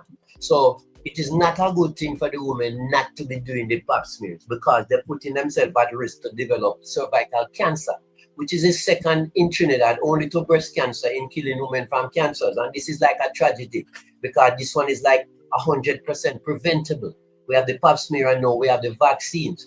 A lot of people don't want to take vaccines. The vaccines against HPV virus are very effective and very, very safe. So if every child between, say, boy or girl, especially between 10 to about 15, if they could get vaccinated, the incidence of all of the HPV cancers would nosedive upwards of 80%, big time. But we have the vaccine in Trinidad now from about 2011, but the uptake is very poor. The last time I checked, about a year ago, it's like about 8% of the at-risk population ever been vaccinated according to protocol, which is very poor. What is a pap smear for the people? Because maybe the 78-year-old person wasn't aware what a pap smear is. Because, you just hear the term, but you don't know what it entails. Yeah, with her situation, I would have blamed the doctors, because she have 4 children. So any doctor who managing anybody who through pregnancy, you have to ask when there was the last pap smear. If they never had a pap smear, you have to ensure. With me, if it's early in the pregnancy, I'll do the pap smear then. Or if it's late, you'd advise them after 3 months after delivery, come and do the pap smear, because it's crucial information to have. So the patient don't have to have all this medical knowledge, but if you have a medical practitioner, they should have the knowledge and guide you accordingly. The pap smear is a test was devised by a doctor by the name of Dr. Pottinger. That's hard to spell. That's why we just shorten it and call it pap smears. It has been around now for over 80 years. And what he discovered is that you could scrape the mouth of the womb, which is called the cervix. They used to use a little wooden spatula, called a hair spatula, but you can have cotton balls, or you could have like some little brush in the brush that can get into the canal of the cervix. Those are the most accurate ones. And by doing this, you take cells from the cervix and then you put it onto a glass slide. You roll it onto the slide with the brush, and then there's a fixative that you fix it, and it like freeze it in time. And then you send that off to a cytoscreen or a cytotechnologist, or preferably a pathologist, and they will stain it with a combination of stain, which are called the pap smear stains. And then they will examine that now under a microscope at high magnification, looking for the precancer change or changes in the cells that indicate the presence of the virus. Nowadays, about the last 20 years now, you could also check for HPV. So HPV, human papilloma virus, the top 4 responsible for about 90% of the cancers. It's HPV 16, 18, 35, and probably 31, 52, 58. But the top 4 is 16, 18, 35, and 45. And those all over the world are the most prominent ones that cause the cancer. To tell you the truth, a lot of people jump in and doing this and don't really understand what they're doing. So that they call that a liquid-based cytology. It is much more expensive, 2-3 times as expensive as the traditional pap smear. And if you don't know what you're doing, it don't add no increase accuracy in making diagnosis and proper decision making. So my patient population, I try to don't waste people money and keep things as cheap as possible, but I know what I'm doing. So I will use the traditional brush and just do the traditional pap smear, which costs like about $300. If you go to a place like Family Planning or Cancer Society, it might cost about $100, all right, which is very cheap. And if every woman would access this at least once every 3 years, the incidence of cervical cancer would decline significantly. And that's whether they're sexually active or not. No, people who are sexually active don't have a risk because it's due to an infection. So if you've never been sexually active, you will get the infection. All right, there is a theoretical risk that a child that is being born through a birth canal that have HPV could possibly get the HPV at birth. They call that vertical transmission. But that is very, very theoretical. And if it exists, it's very, very, very infrequent. So for all intents and purposes, cervical cancer is something that happened in a sexually active woman who got a HPV virus, and her immune system, her innate immunity could not clear it. So she ended up with a persistent HPV infection. And that is the necessary cause for cervical cancer. You have to have a persistent HPV infection over a long period of time. It's not a fast thing. So it could take 40, 50 years. So you have this situation where people were sexually active when they're young, and then they reach 40, 50, 60, 70, and they're celibate, and they believe that they're not at risk. But it's not true, because you could have a virus when you're 16 and your immune system keeping it in check. But as you grow older, the immune system wane, and you might reach to a point where the immune system wane to a point where it cannot keep the virus in check, and the virus reactivate and do what it does. All right. Just like chicken pox, it can come back later. 1 in 3 people who have chicken pox can get shingles later on. And the same thing could happen with HPV. Those who get vaccinated will believe that this won't happen, but time will tell if that will happen. All right. So I would advise every woman who have been sexually active to access anywhere you can get the pap smear done, and do it at least on a 3-yearly basis. If you do this, you're taking good care of yourself, because the incidence of cervical cancer is very high in Trinidad. Very, very high. Like somewhere in the region of about 28 to 30 per 100,000. You know, people believe so that low, but it's quite high, because in countries where they have proper screening modalities, which we don't have, and also the uptake of the vaccine is very high. It is in unitaries below 10 per 100,000. I hope you follow what I said there. Yeah. All right. So the celibacy thing and never being pregnant is not a good thing from a physiological basis. I'm not getting into religion and cultural aspect of things, because the people who take the vow of celibacy, like say if they become a nun, they at high risk for the cancers, as I explained before, because from the time they start in having their period until the time they reach menopause, they have high fluctuating levels of estrogen every month, plus they're ovulating every month. And these are the things that we know cause a significant amount of fallopian tube cancer, ovarian cancer, endometrial cancer, peritoneal cancer, rectum, colon, breast.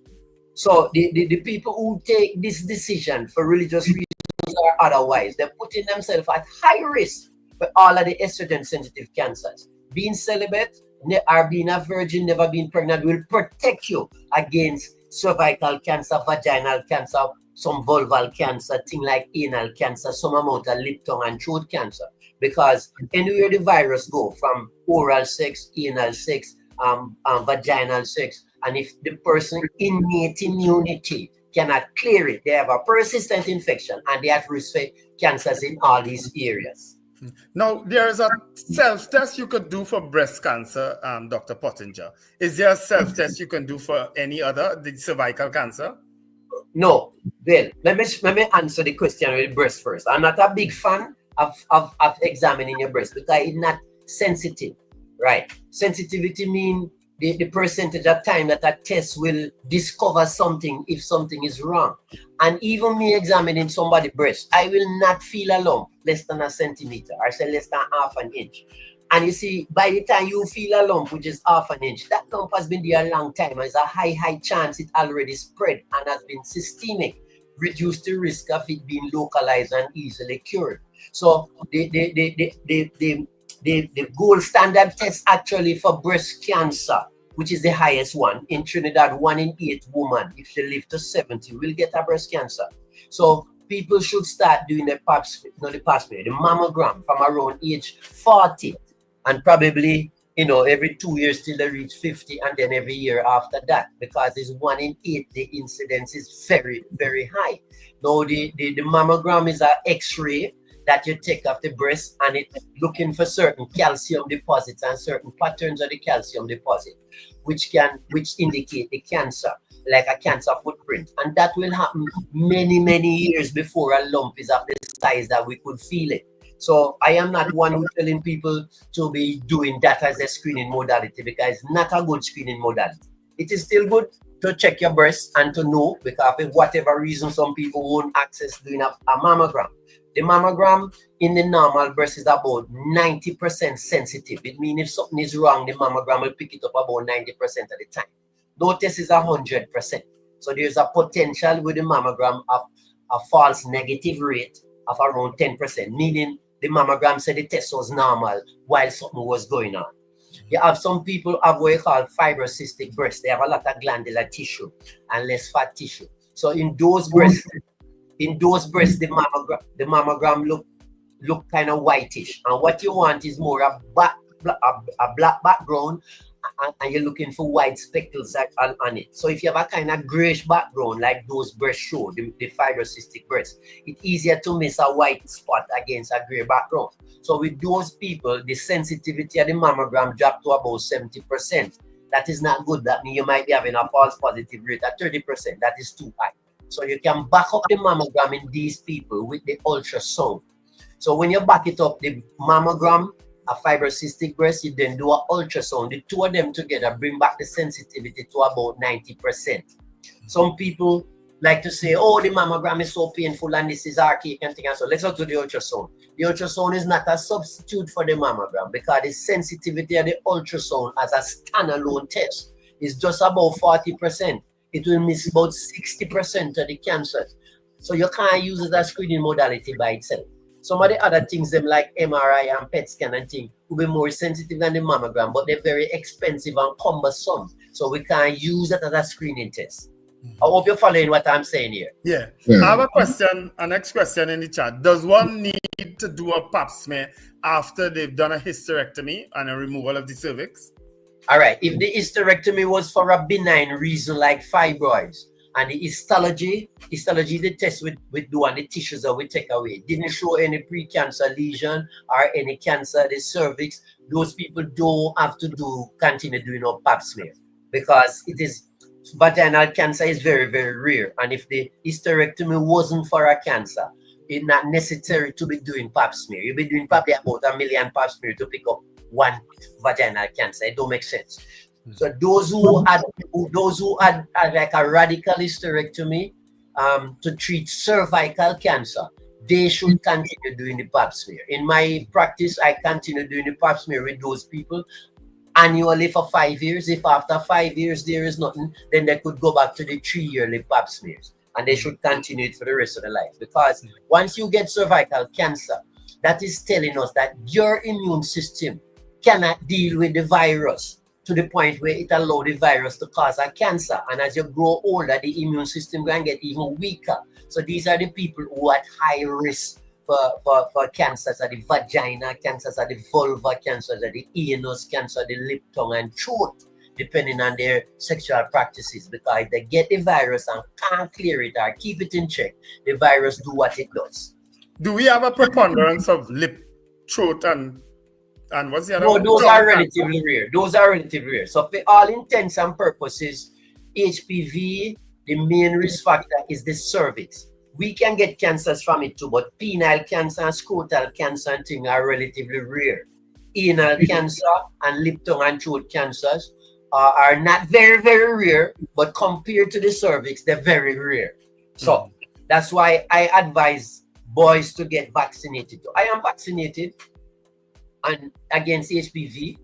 They have different viral vaccines. I don't want to get into it and the politics of why we have the worst one, right? And which was more expensive than the best one at the time when it was brought into Trinidad. That's a whole long talk again. But what is here is not being utilized properly. And some decisions were made that were not good decisions.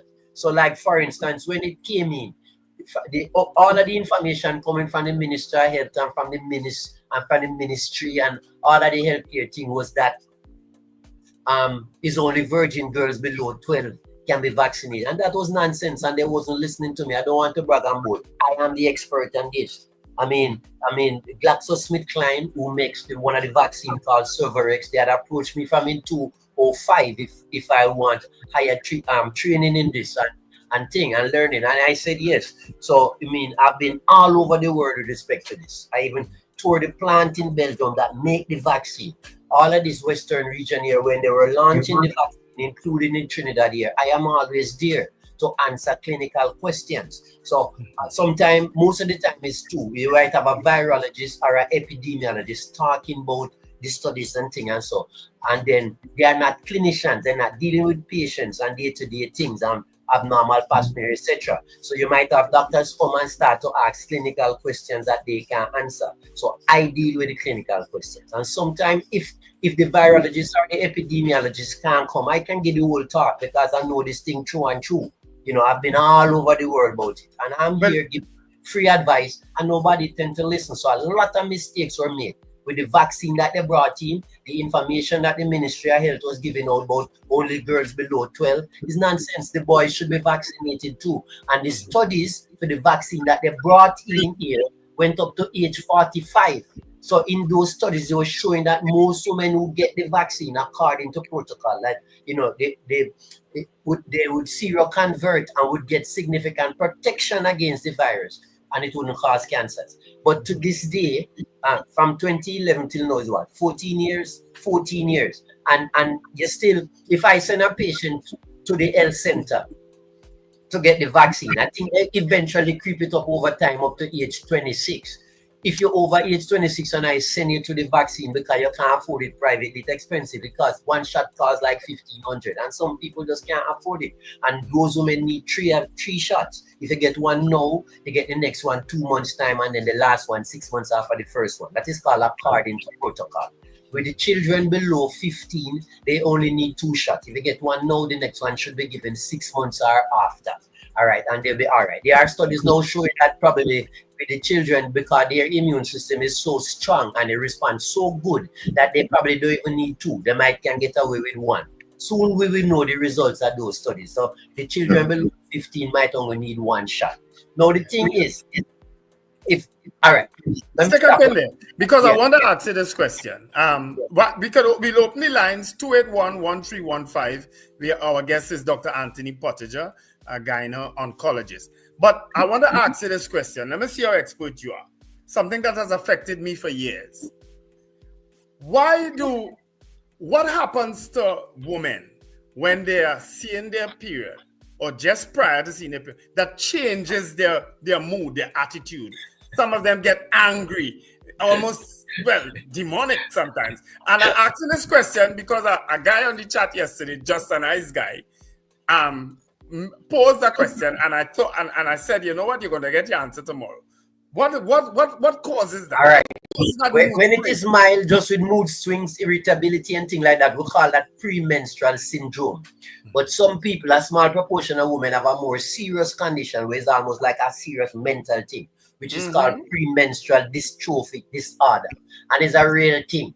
And probably everybody have it to a certain extent, maybe in the premenstrual syndrome. And it just have to do with the changing of the hormones before the period. Because the commonest length of the menstrual cycle is 28 days. Anything from 21 days up to about 36 is considered normal. But the vast majority of women will have like a 28-day cycle. So in the first, say from day 1, that is first day of the period, so we call that day 1, up to around day 14, the follicle that developing will produce estrogen. And the estrogen is to prime up the lining of the womb, which is called the endometrium, getting it ready for pregnancy, to accept a pregnancy. At around day 12, 13, 14, when the estrogen at a certain level, the pituitary gland sense it and know that the follicle is ready to be released. So it releases a second hormone. The first hormone is follicle stimulating hormone that causes the follicle to develop. Day 12, 13, 14, another hormone called luteinizing hormone will spike once it senses that the follicle is ready. The luteinizing hormone will cause that Graafian follicle to rupture and release the egg. That process is called ovulation. And the Graafian follicle that release the egg under the influence of the luteinizing hormone, it become a gland called a corpus luteum. And the function of the corpus luteum is to produce progesterone, which is to finish off the preparation in the lining of the womb, the endometrium, in anticipation of pregnancy. So that egg which is released on day 14, if she have sex within that time period, right, the egg could live for around 72 hours. So if she have sex around that time, I have good quality sperm to swim up through the vagina, through the cervix, through the endometrium, into the fallopian tube and fertilize the egg in the fallopian tube. And then that egg which is fertilized will start to divide and then travel down. It might take 3-4 days to travel down into the endometrium, which is prepared for it to accommodate it by the estrogen and the progesterone. So the progesterone in somebody now, every month you're going through this, when the estrogen kind of fall and the progesterone high and things, and so it could affect the brain in a way that people get in the mood swings and irritability and things. So we call that premenstrual syndrome. And if somebody don't want to get pregnant, or so if you put them on the pill, any of the pill will work. You basically abort this fluctuation in the hormones, and to a large extent the premenstrual syndrome will ameliorate or totally go away. Those that have the more serious condition called the premenstrual dystrophic disorder, some of them can get seriously depressed or even bipolar, hyper today and depressed tomorrow. They used to call that manic depression. So those might even need anti-depression and anti-mania kind of medication to carry them through the period. The vast majority of people, though, if they understand this and they will eat right, exercise, get enough sleep, have the normal circadian rhythm, and use the pill, in my experience, it can go away. I don't know if we have any calls on the line, Sir Charles. Yes, we do. Caller, good morning to you. Good morning, Dr. Steve. Good morning, Dr. Pottinger. Good morning. Very edifying program this morning. Dr. Pottinger, I want to ask you one question. I suffer from polycystic ovaries and I have 2 fibroids. I was at the hospital for blood clot 2 years ago to be exact, and I was supposed to do a hysterectomy. But the surgery was cancelled at last minute because they say that I'm a high risk of bleeding out because of the blood clot. All right. So you have what's your age? I am 49, will be 50 in November. All right. So ideally you're 49 and you're having issues with fibroid and probably bleeding out and getting anemic. You're overweight. Yes, I am. All right. So if you're overweight and obese, all of these are things now. And if you're not exercising or if you have varicose veins, these are things that will increase your risk for the clot in your leg, which is called deep vein thrombosis. And it's a serious thing because if the clot break off and go to like your lungs, they call it a pulmonary embolus, and the postmortem rate is very high, upwards of 60%. So if when you have the clot in your leg, they'll be giving you certain things to prevent the clot from growing, right? Some injections or you have some tablets now. But that take about 3 to 6 months. All right. So once you have that clot removed, they do a Doppler ultrasound to see there's no clot there and good flow. There's no increased risk to you of having the surgery. Now, I would strongly advise if you have any children? No, doc. So you see, you at very high risk. You see, because as I just explained before, the pregnancy and the breastfeeding protect you against all the estrogen-sensitive cancers. So you reach 49 and you've never been pregnant and you're probably overweight and obese. So you on a treadmill going down the road to some of these cancers. So I would strongly advise that you take out the uterus, the tubes and the ovaries. If I am inside here, I would also take out the appendix because that don't have much function we know about, and one more thing that can go bad and kill you. So I would think you need to go back to the doctors and tell them what I said this morning here. Your clot that was treated and gone, not putting you at no high risk. Actually, doc, I am one of your patients, but I wouldn't say my name on air. Come again? I'm one of your patients, but I wouldn't say my name on air. But I have to come and make. So you are one of my patients? Yeah, that's what she's saying. So she have to come and see. So the thing is, so if you are one of my patients and you haven't had this hysterectomy, it's because money is a problem. Because I can't do it free. You see, if I was working in the hospital, I know that. Yes, I know. Yes. So that's why did I send you to the hospital? Did I send you to the hospital? So if I send you to the hospital, you have to follow with them. And told me what to do. Please listen to me.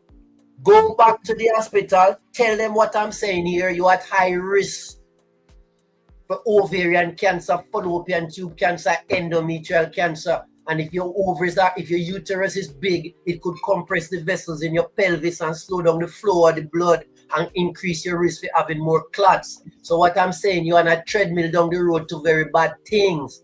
They need to take out this uterus, tube, and ovaries sooner rather than later.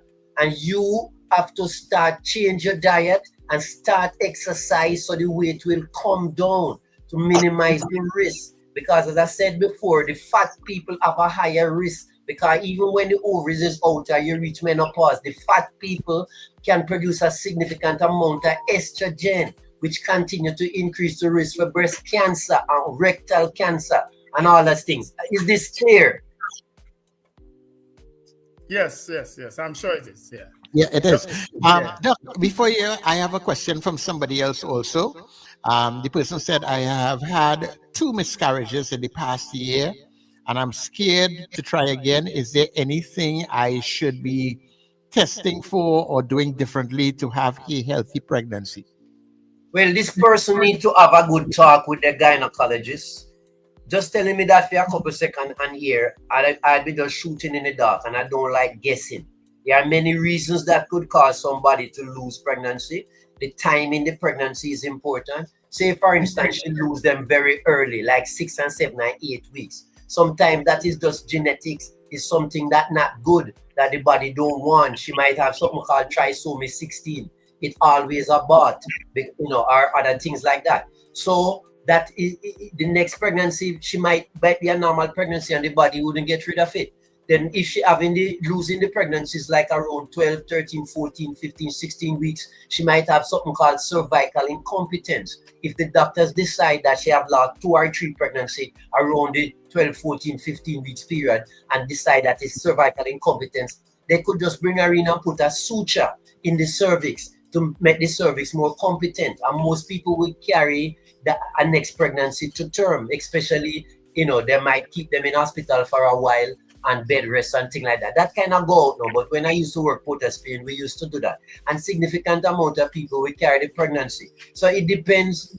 It depends on if suppose she lose the pregnancy later now, like in the 20s or 30s weeks and things like that.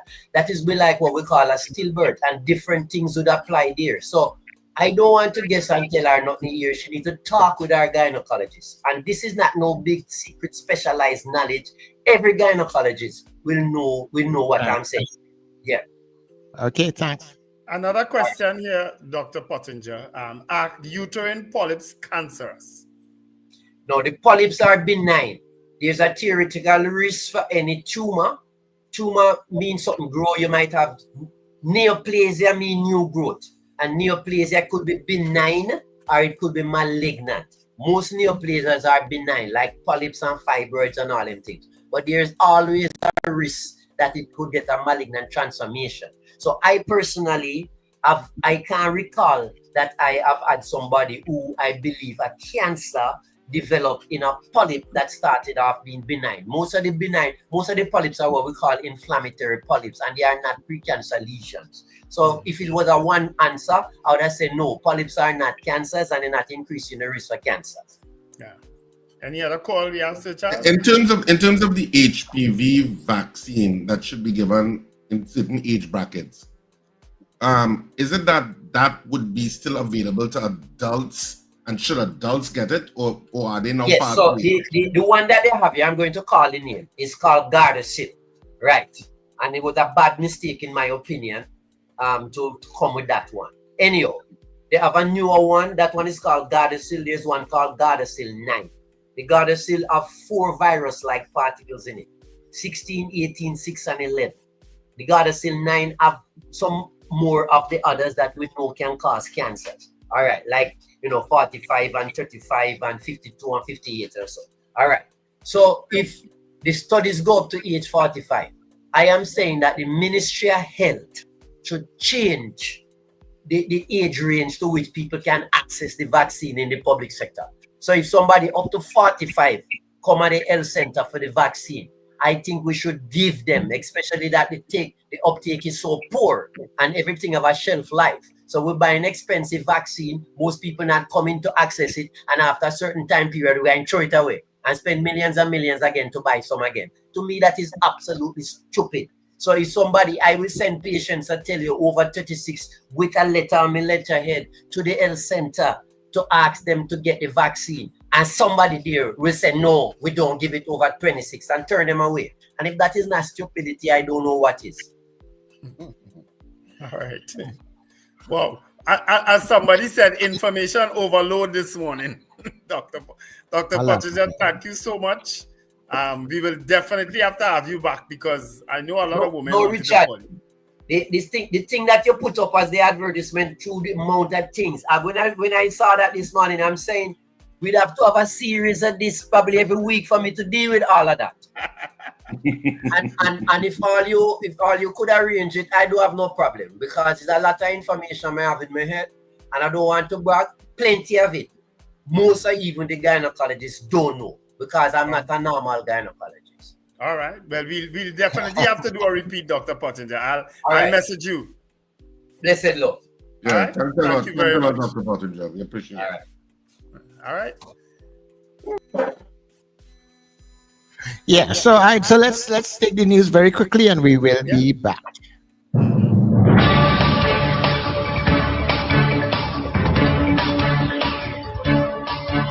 The news you need, the clarity you deserve. Local, regional, global. This is Net Radio News Now. This is News Now on New Era TT Radio. I'm Derek, in for Amanda today. A late-night security operation at the maximum security prison in Aruca on Tuesday has led to the seizure of multiple mobile phones and the discovery of critical intelligence linked to threats against top law enforcement officials. The raid, which took place between 7 p.m. and 11 p.m., was sparked by a voice note circulating on social media threatening senior figures. It was led by Police Commissioner Alistair Guevaro and Prisons Commissioner Carlos Carraspi, and coordinated by Deputy Police Commissioner Suzette Martin and Assistant Prisons Commissioner Lee Davis. Officers from various units, including Northern Division CID, North Central Division Task Force, and intelligence teams, searched multiple prison cells. They recovered cell phones, accessories, marijuana, cigarettes, and handwritten notes, now being analyzed. Officials say the operation is part of a wider strategy to disrupt internal prison communications linked to external threats against law enforcement leadership. Former board members of the sports company of Trinidad and Tobago, Sport TT, have been found to have breached their fiduciary duties by approving a $34 million contract linked to the now-defunct Life Sport program. Delivering judgment at the Waterfront Judicial Center, Justice Ricky Rahim ruled that the 2012 contract with eBeam Interact Limited, approved on the instruction of the Ministry of Sport, was not in Sport TT's best interest. The judge said the board, led by former CEO John Mollenthal and Chairman Sebastian Paddington, should have questioned eBeam's capability due to glaring errors in its proposal, instead of acting as a rubber stamp. The court awarded nominal damages of $40,000 each against Mollenthal and 12 other former directors, stating the real loss was suffered by the government and citizens who were meant to benefit from the program. While Sport TT also sought damages from eBeam, a separate ruling last year ordered the company to repay $30 million, finding it had been unjustly enriched. The court acknowledged that about $4 million worth of minimal services and equipment had been provided.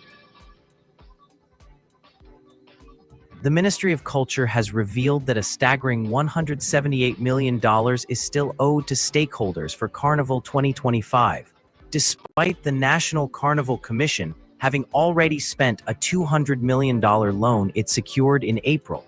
In a release on Wednesday, Culture Minister Michelle Benjamin expressed alarm over what she called troubling financial improprieties surrounding this year's festivities.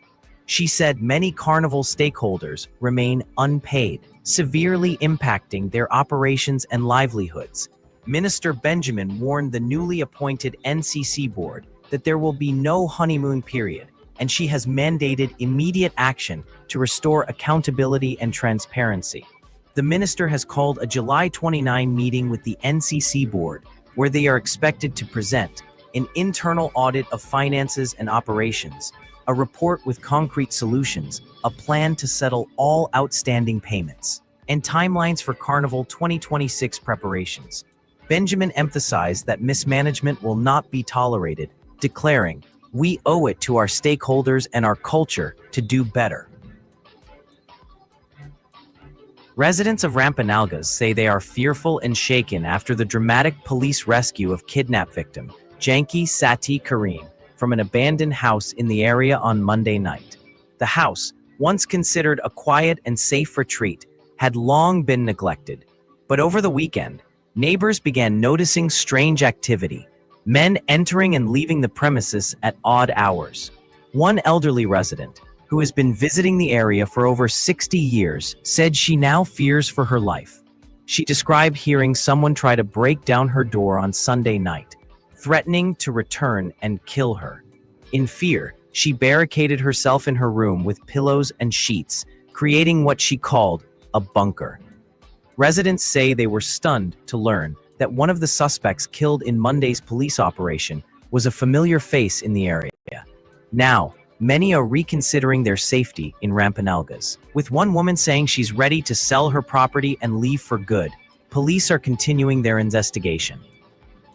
Massey Stores has confirmed a robbery at its Marival branch early Wednesday morning, just before the store opened to the public.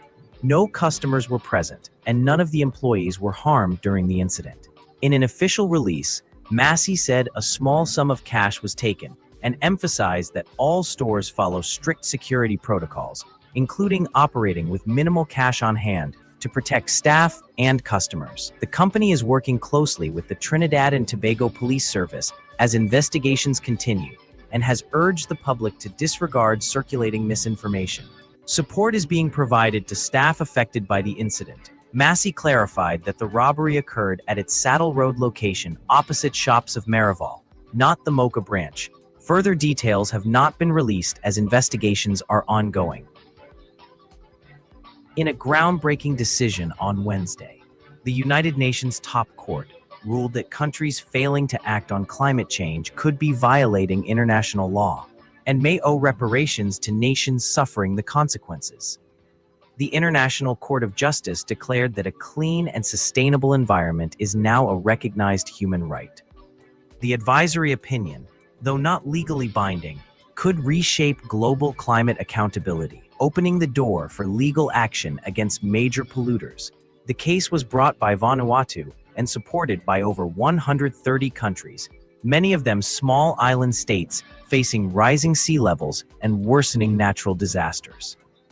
ICJ President Judge Yuji Iwasawa called the climate crisis an existential problem of planetary proportions. The court's opinion aligns with a growing body of international legal decisions that view environmental protection as a state responsibility.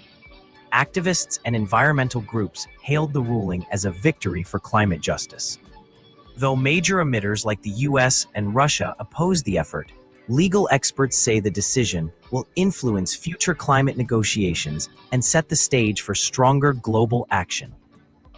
And that's news at this time. That was news now. Stay informed with New Era TT Radio, Net Radio.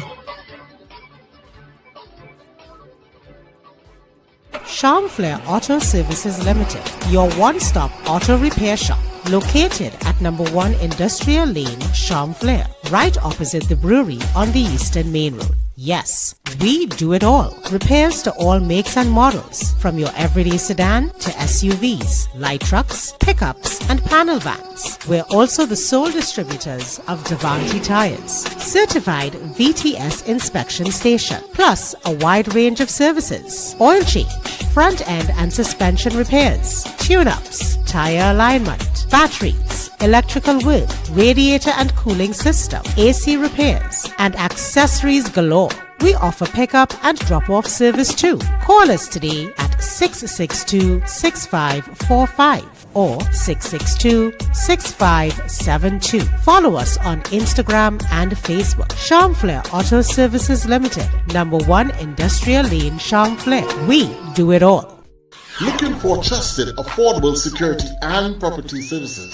Horatio Services has you covered across Trinidad and Tobago. We offer battle security, canine patrols, 24/7 protection, and all sorts of private investigations, discreet, professional, and effective. But that's not all. We also provide construction. From building to renovation, we bring your vision to life. Landscaping, keep your outdoors looking sharp and inviting. Maintenance, repairs, upkeep, and everything in between. At Horatio Services, you get professionalism, reliability, and personal care. Whether it's safety or property support you need, visit us at Marino Street, Arima, or call 388-7070. Today, Horatio Services, protection, precision, peace of mind.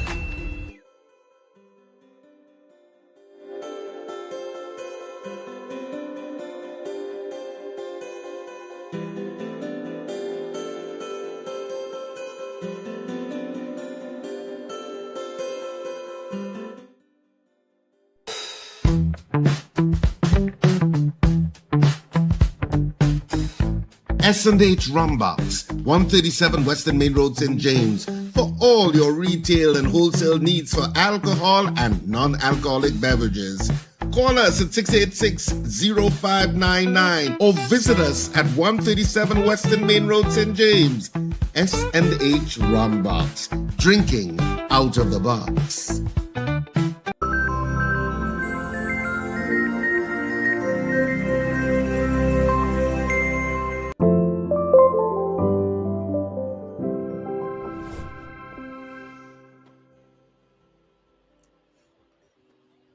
All right. Are we back? Yeah, we are back. Yes, we are. Allow me to read some comments in the chat, guys. A lot of comments, eh? Yeah, a lot of comments. Cheryl M, excellent interview. Crystal Stevenson wants to know where is the doctor's office. Stand on ovation for this interview. That's from DL Jason Samuel says Dr. Pottinger is also a black belt in karate. Suzanne Best, bring him back. PW, come on again, Doctor. Crystal Stevenson, also excellent interview, guys. Melchizedek say, oh God, when Nelly stopped me from having breakfast. Ava Smith says, thank you, Dr. Pottinger, for this valuable information. Beauty Culture, thank you, Doctor, for all the information. Please bring him back. Scorpion Pepper, thanks, Doc. Avanel Brown, excellent interview. Melchizedek, the man, good. Carol Guevara, I always love listening to Dr. Pottinger. Yeah, Jamaican accent, nothing beats that, you know. Yeah, that's a Trinidad accent. Okay. Sister James or Senior James? Bullshit. A bullshit. A bullshit. How we get there? How we get there? Dr. Pottinger is the best. He is a no-nonsense doctor. Good thing, no cheap. Carl M. Jack, great interview. Should really be once per week. Very informative. Magic, top-notch interview by one of the best in the business. Charmaine Bernard, thank you guys for bringing the doctor on. His office is by HealthNet by the stadium. Carl Guevara, as expected of Dr. Pottinger, excellent interview. Thanks, St. James. It's not St. James, Ava, it's SR. I don't know what the SR for. Very informative interview for both female and male. True, eh?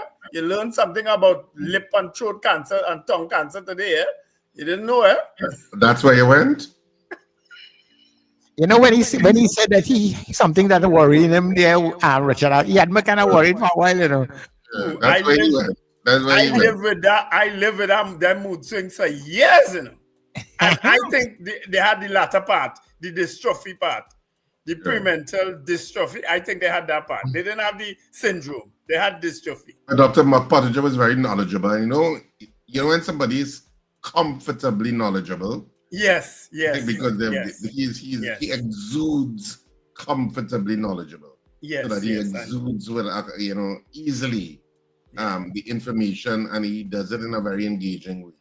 You know, one person is actually saying, Richard, that that when they go to him, he doesn't let you leave his office until you completely understand what is going on. You know? But you heard that in his interview several times. He said, "I hope you're understanding me. Eh? I hope I'm being clear." He said that. Eh? You know, Marlon Motley will definitely have him back on. As a matter of fact, he publicly agreed that he will come back on. So maybe we'll have the part 2 next week, Thursday. Because Tuesday has become kind of our health day. Yes. But this is where we wrap it up in the breakfast show this morning. And of course, New Era TT Radio continues with its stream on newerattradio.com.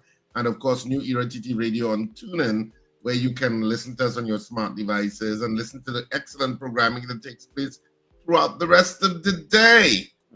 So thank you so much for joining us on the breakfast show this morning. And we know you have a choice in what you listen or watch. And we're glad you chose us. You have excellent taste. You do. It's raining cats and dogs in a river now for the last hour or so. It's been raining. Folks, have an absolutely wonderful day. Remember, you've got one life. Live it. The weekend begins tonight, people, at a second after midnight. Don't you forget it. Have a fantastic day. And remember to smile and laugh. It's great for your health. This has been The Breakfast Show. Ciao. The Breakfast Show. Ciao. Yeah.